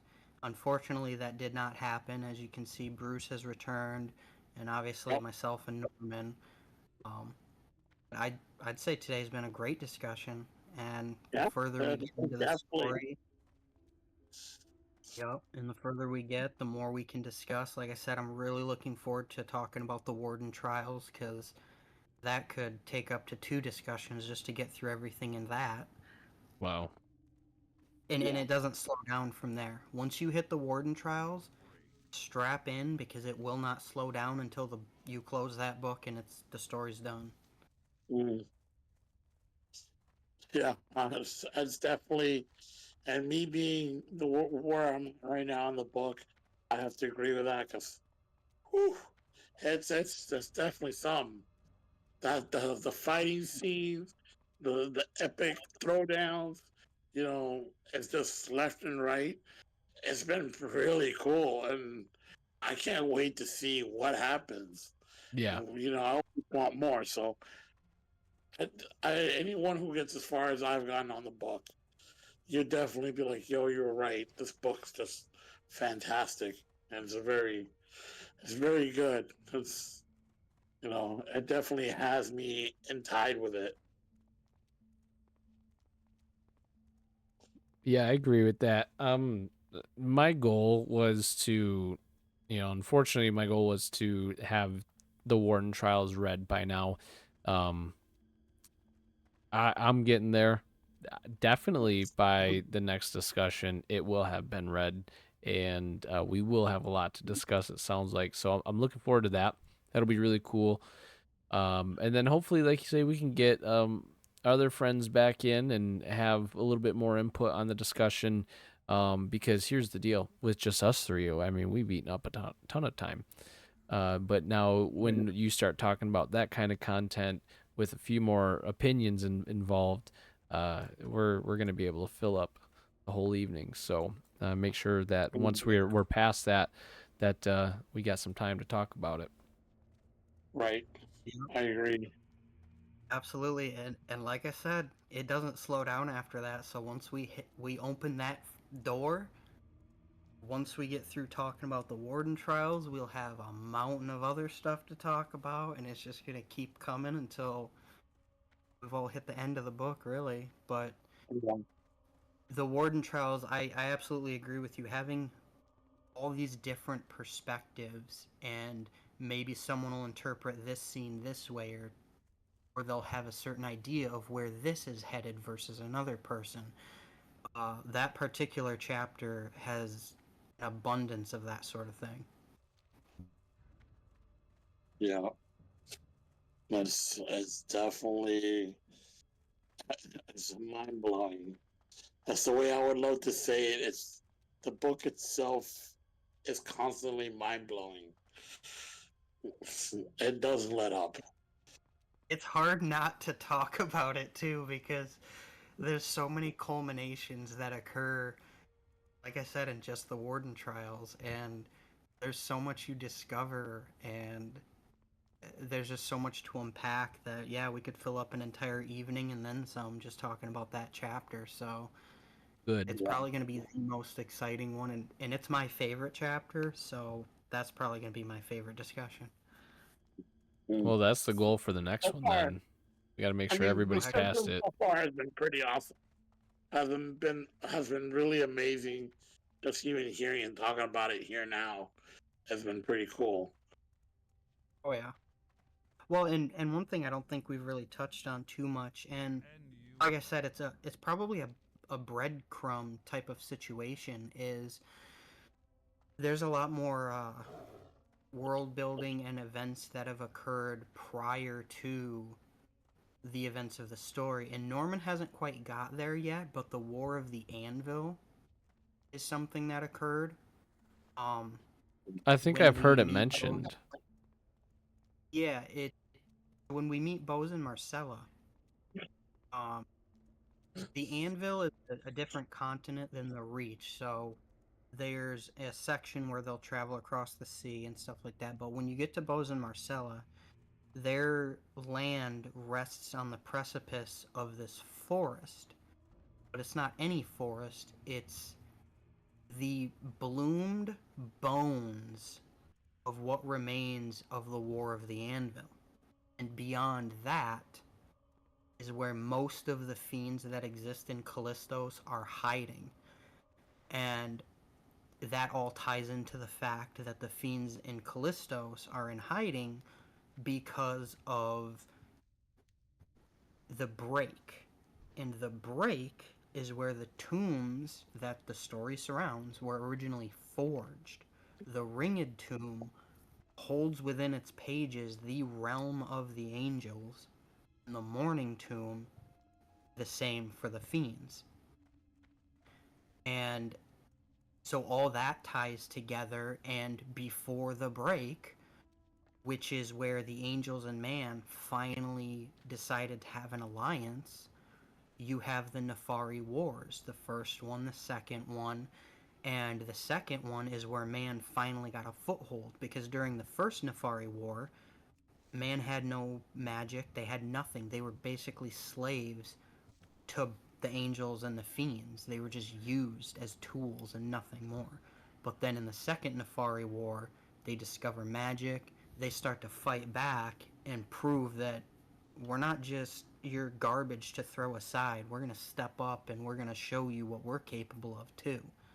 Mm. And so there's a heck of a lot of things that have happened leading up to the events of the story. And I do know during the council, with the elves in chapter 4, I touch on it a little bit, but again, it's one of those breadcrumb situations where I don't deep dive into it. It could be something I explore more when the series is done.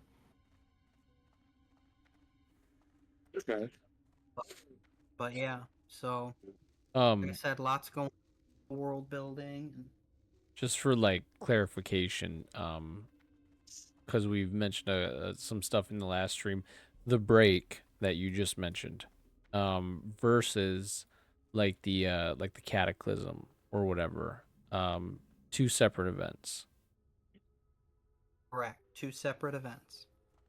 So That those could be easily confused for the people not reading the book, because I I don't know how to explain it immediately, but with the cataclysm and when, oh gosh, if you want to go into that, but that's what kind of I feel like starts our story is Yeah, you know, the that's a cataclysm takeoff ties point. directly to Garrett. And then the break is something So, that happened thousands of years prior. oh yeah, yep. So yes, the break happened thousands of years prior.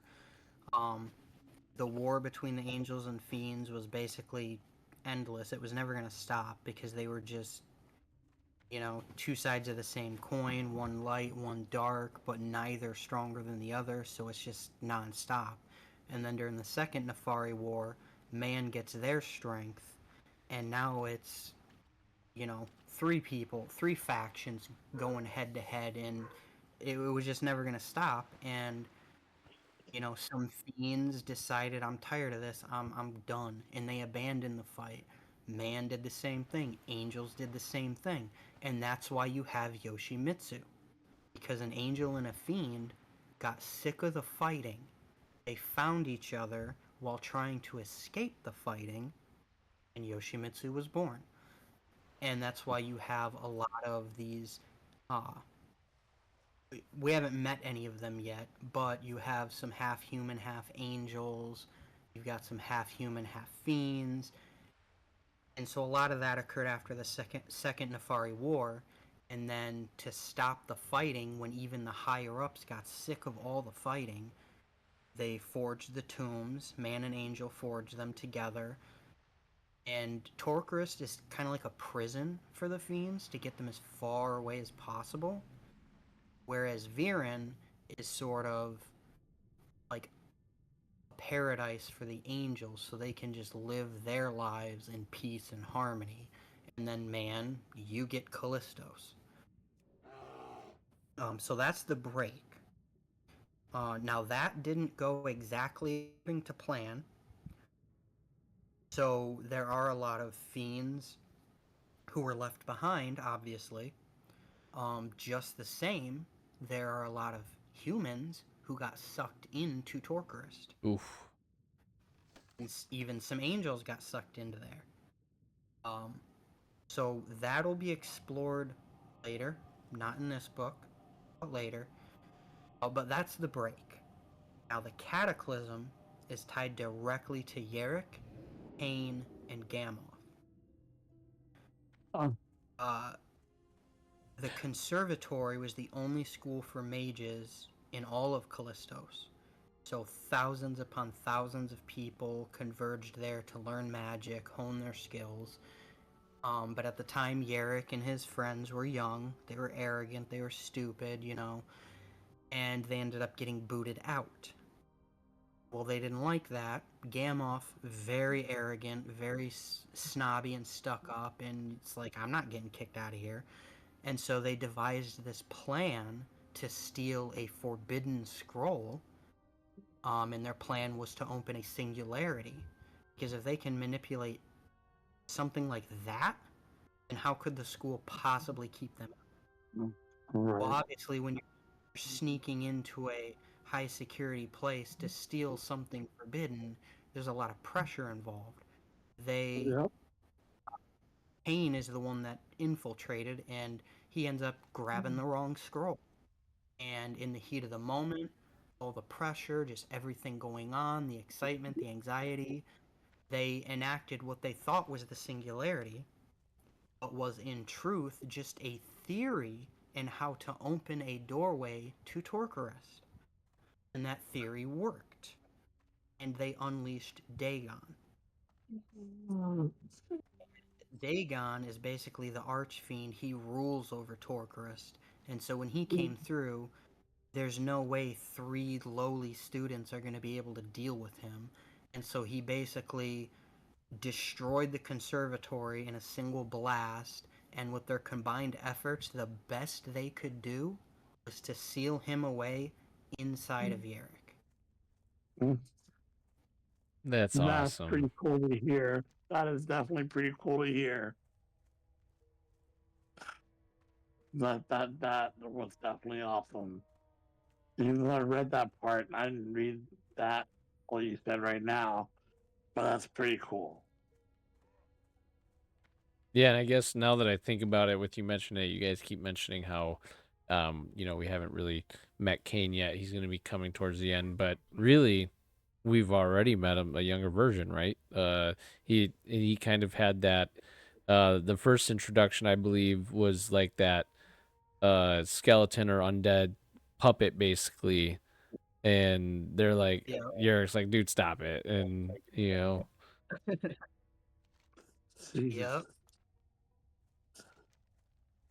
And I feel that scene is important not only to explain sort of the backstory and how we came to be where we are, but when you meet Kane later, he is a necromancer, and I so love that that. kind of sets that. You say cats don't swim, but watch this.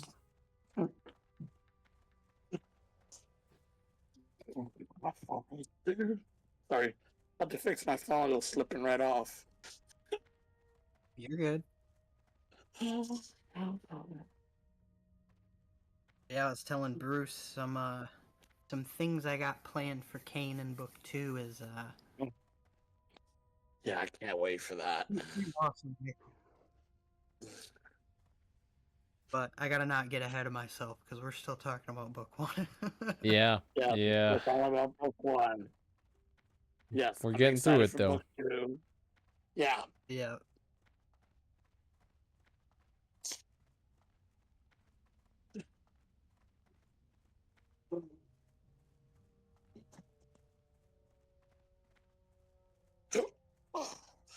Let me see.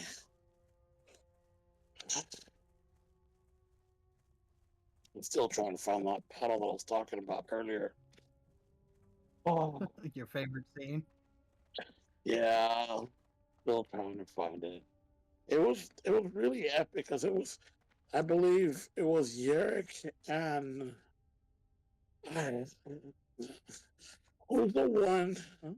I think it was I'm trying to remember the guy that we told the audiobook guy to make him sound like he has a double voice. Oh, Dagon? There you go. Yeah. And it's like that battle was pretty epic. Like throwing him left and right and him trying to like block him and all that, and blood spilling everywhere. Like, jeez, man. Guy's getting like pummeled left and right. I mean, there's a couple of scenes you could be referring to. Yeah, Yeah. so I'm trying like to narrow it down to a certain one. I'm still looking Well, for and it here on the computer.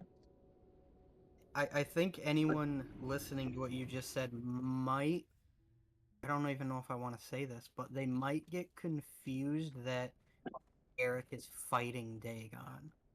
Yeah, I don't really want to elaborate on that more because it's definitely diving into spoiler territory. yeah. And Dagon, he's a threat. He's not just somebody easily beaten. He's definitely a threat. So, the title of book 1 as a whole is somewhat. I mean, it's named after Yarick because he is the Odin King Vestige, but the fact that he houses Dagon within his vessel, obviously Dagon is the Odin King. Yeah, So, that's just so as Yarick gnarly. is important, Dagon is also extremely important. Well, yeah, Yeah, Dagon seemed important. In the beginning, they even referenced like, how could he just like abandon us like that? He seemed like a figure that was, you know, like, hey, where's he at? We need him. yeah, yeah. He is essentially the source for why Yarick has survived his encounter with Astaroth.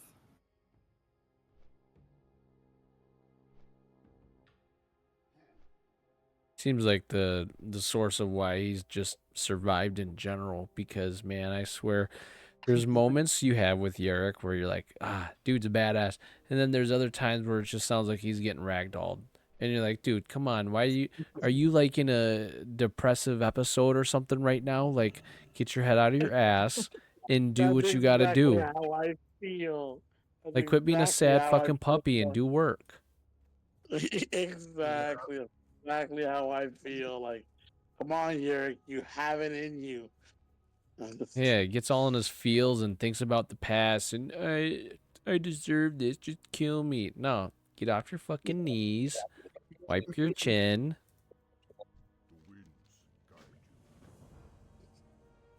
I think you'll be satisfied where all that leads.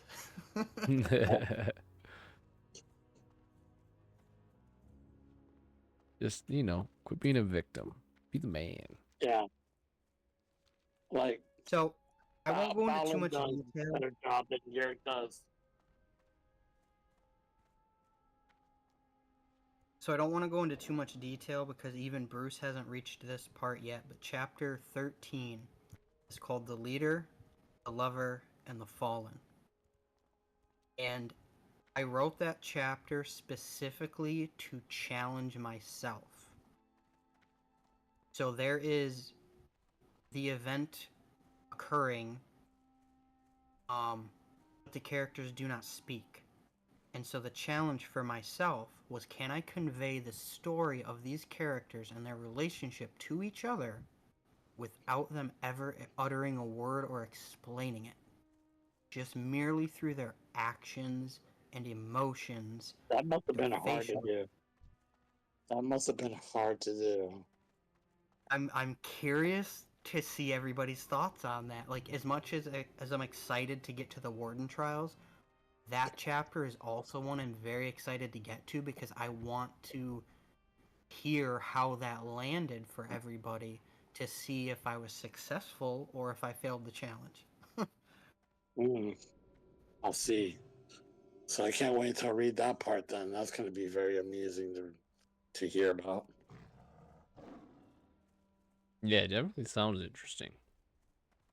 But what hasn't been? Let's be honest. Right. So far, nothing has really let me down. It's just kept me intrigued more and more. That is good to hear.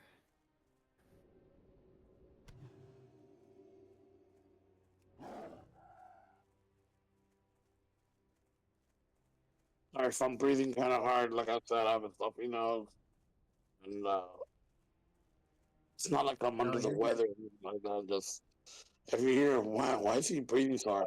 It's because I have a stuffy nose, and it's hard to breathe when your nose is stuffed up. Oh yeah, You for just breathe sure. through, you know. Yeah, I haven't noticed anything, so No, no, you're good. I'm chill. Okay. I just, and for those that are out there listening to us, again, I deeply apologize.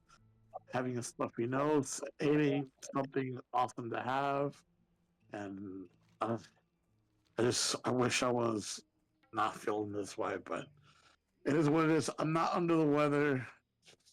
Really bad stuffy nose, and sinus congestions and all this crazy nonsense stuff. It happens to the best of us. Oh yeah, Yeah. we've all been So there. I just want to clarify that. It would be like, if anyone's hearing me and they're like, man, why does he sound like he's always out of breath? It's not that I'm out of breath.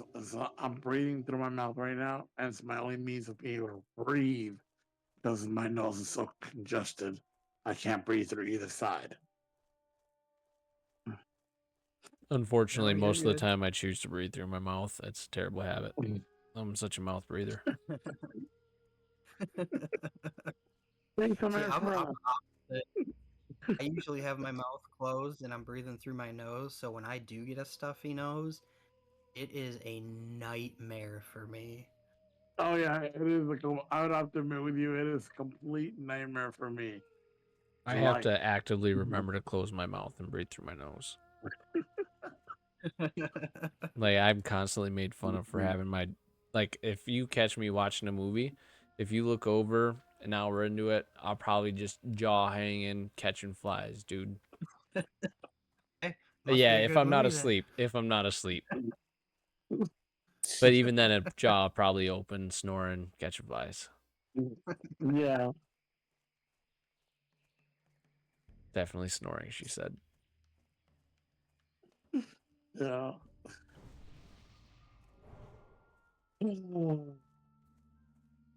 I'm not. I'm watching the movie. Don't change it. It's it's going on in the background, okay? I can hear it. I can.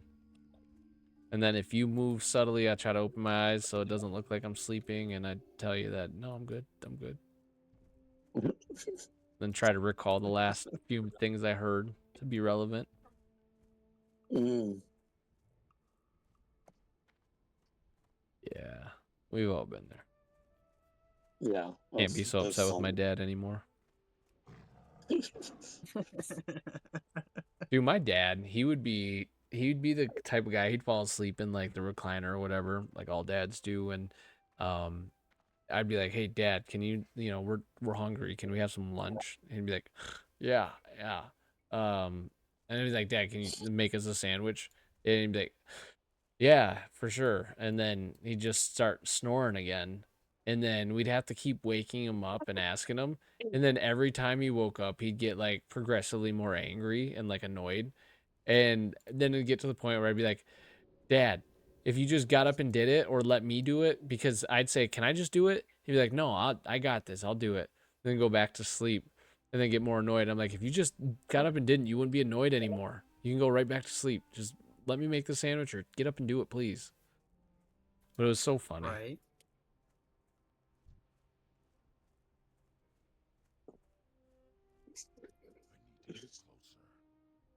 Yeah.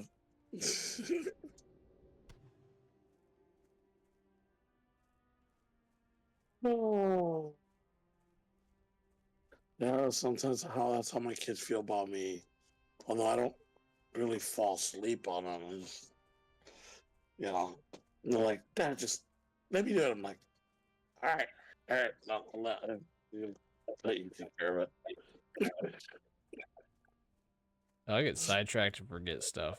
My kids will be like, Dad, remember you told me you get up and get it when you were done with that dungeon or whatever? I'm like, Oh shit, I'm in another dungeon already. My bad.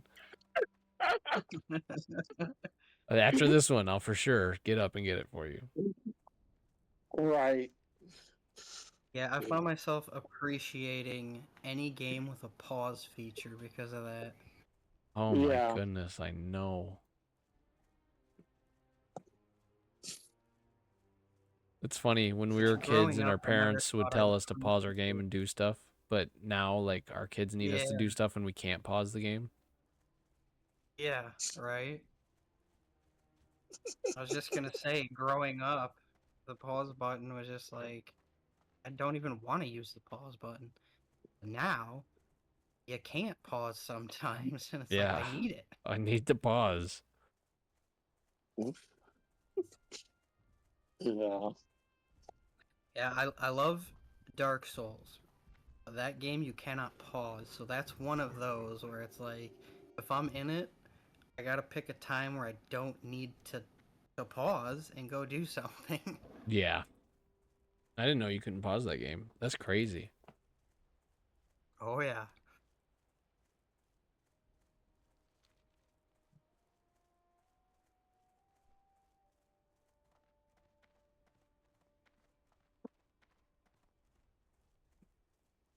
Well, as we're nearing the 2 hour mark, is there anything else you guys in particular had in the chamber you wanted to talk about, or? If I did, it's all forgotten, but I think I touched on most of the stuff that I wanted Yeah, to, I think like I the main touched on points. most of the stuff too. Yeah. Yeah.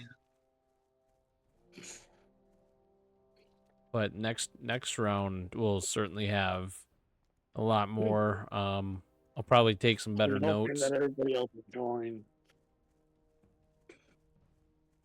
I feel like is everybody else way ahead of me? I feel like I'm pretty far behind. So, Well, I'm on Danny's chapter done. 12 and 13.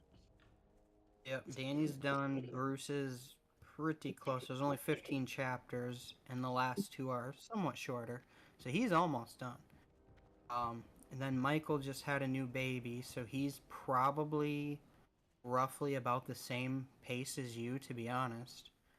And then our new guest that unfortunately couldn't be here today, I don't even know if he's started yet, to be honest. Oh, right So on. Okay.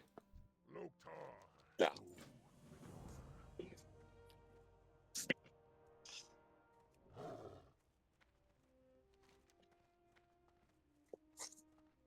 Got to get us some visuals. Right. I'm trying to find someone who can draw, because I would love to get some art started here for this book. Um, help Eric out, get somebody who knows how to draw, and get some drawings out from this book out. Definitely would love to see. That'd be cool. yeah, and it's not confirmed yet, but I did apply for a booth for the Anime Verse / Wrestling Fest convention here in Kansas City, June 28th, 29th. So Nice. hopefully, I will have a booth, and anyone who wishes to do so, come see me. Yeah, that'd be pretty cool. I'm Right. gonna try my best to try to get there. I'm definitely gonna try. Yeah, I'm hoping I can go. Yeah, like I said, it's not confirmed yet. Hopefully, the next time we get together and have another discussion, I'll have more concrete information on that. From my understanding, you put in the application, but of course, there's a bunch of people who probably did, and they only have so many slots, so we'll see whether I get it or not. Sure. Yeah, that makes sense.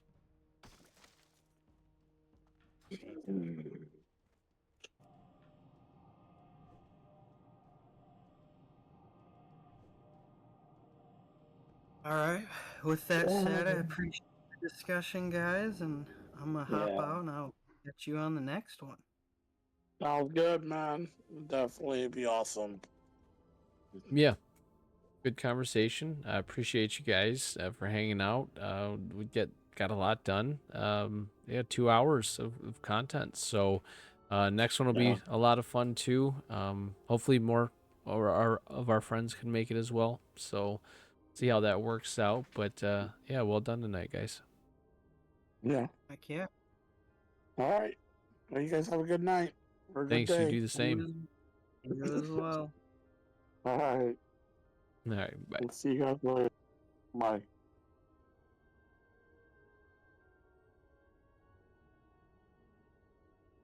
All right. So chat.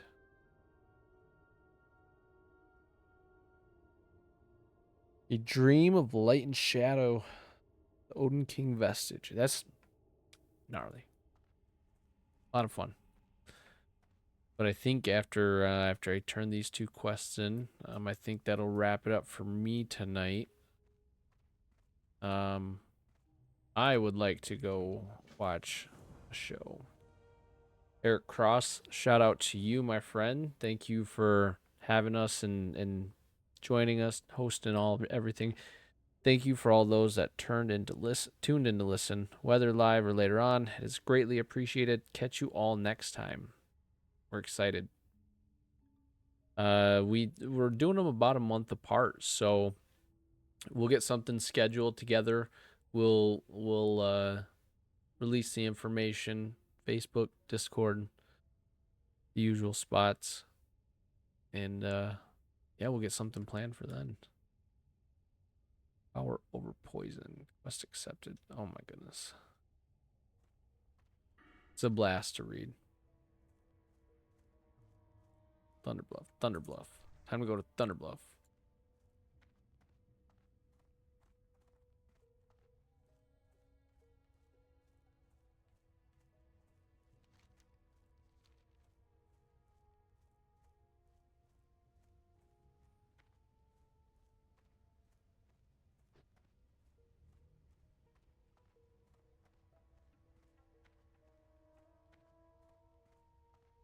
All right, yeah, that's the plan. When I turn this quest in, I'm gonna go watch Solo Leveling.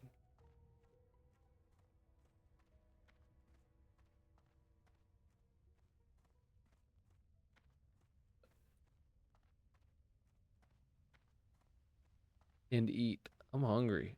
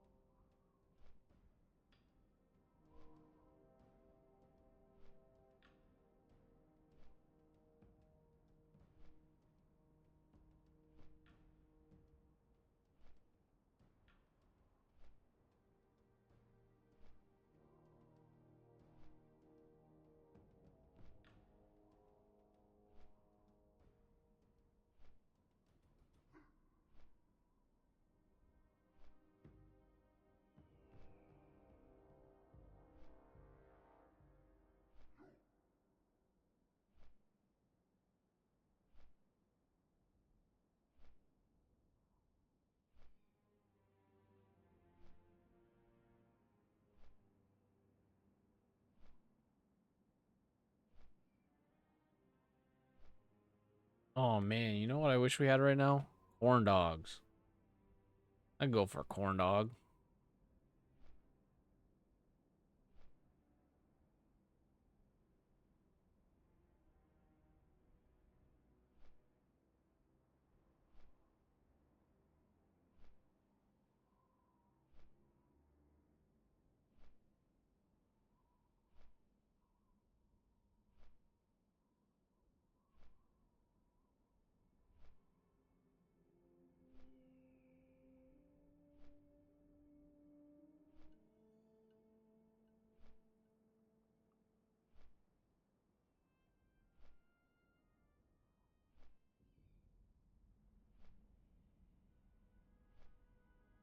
Dang, this is a long flight. Come on. I got quests to turn in. I got shows to watch. I got dumplings to eat. Or maybe even these little mini tacos. Those look kind of interesting.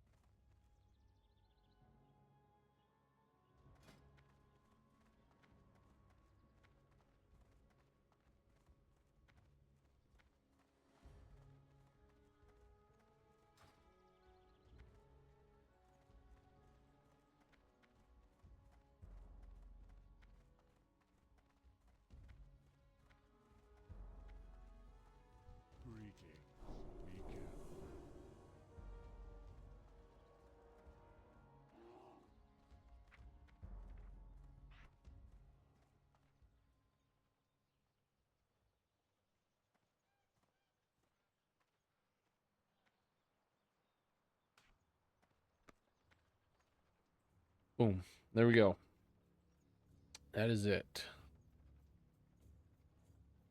Probably for the night. I don't think I'll start the stream back after solo leveling. I'll probably pop back on to level the druid some more, but it's probably the stream for the night. So guys, thank you so much for hanging out, watching. I appreciate you. We will not be back tomorrow. Tomorrow's Sunday, so we are not streaming. We are hanging out with the family. Um, so Monday, we'll see you Monday. Bye. You hang up.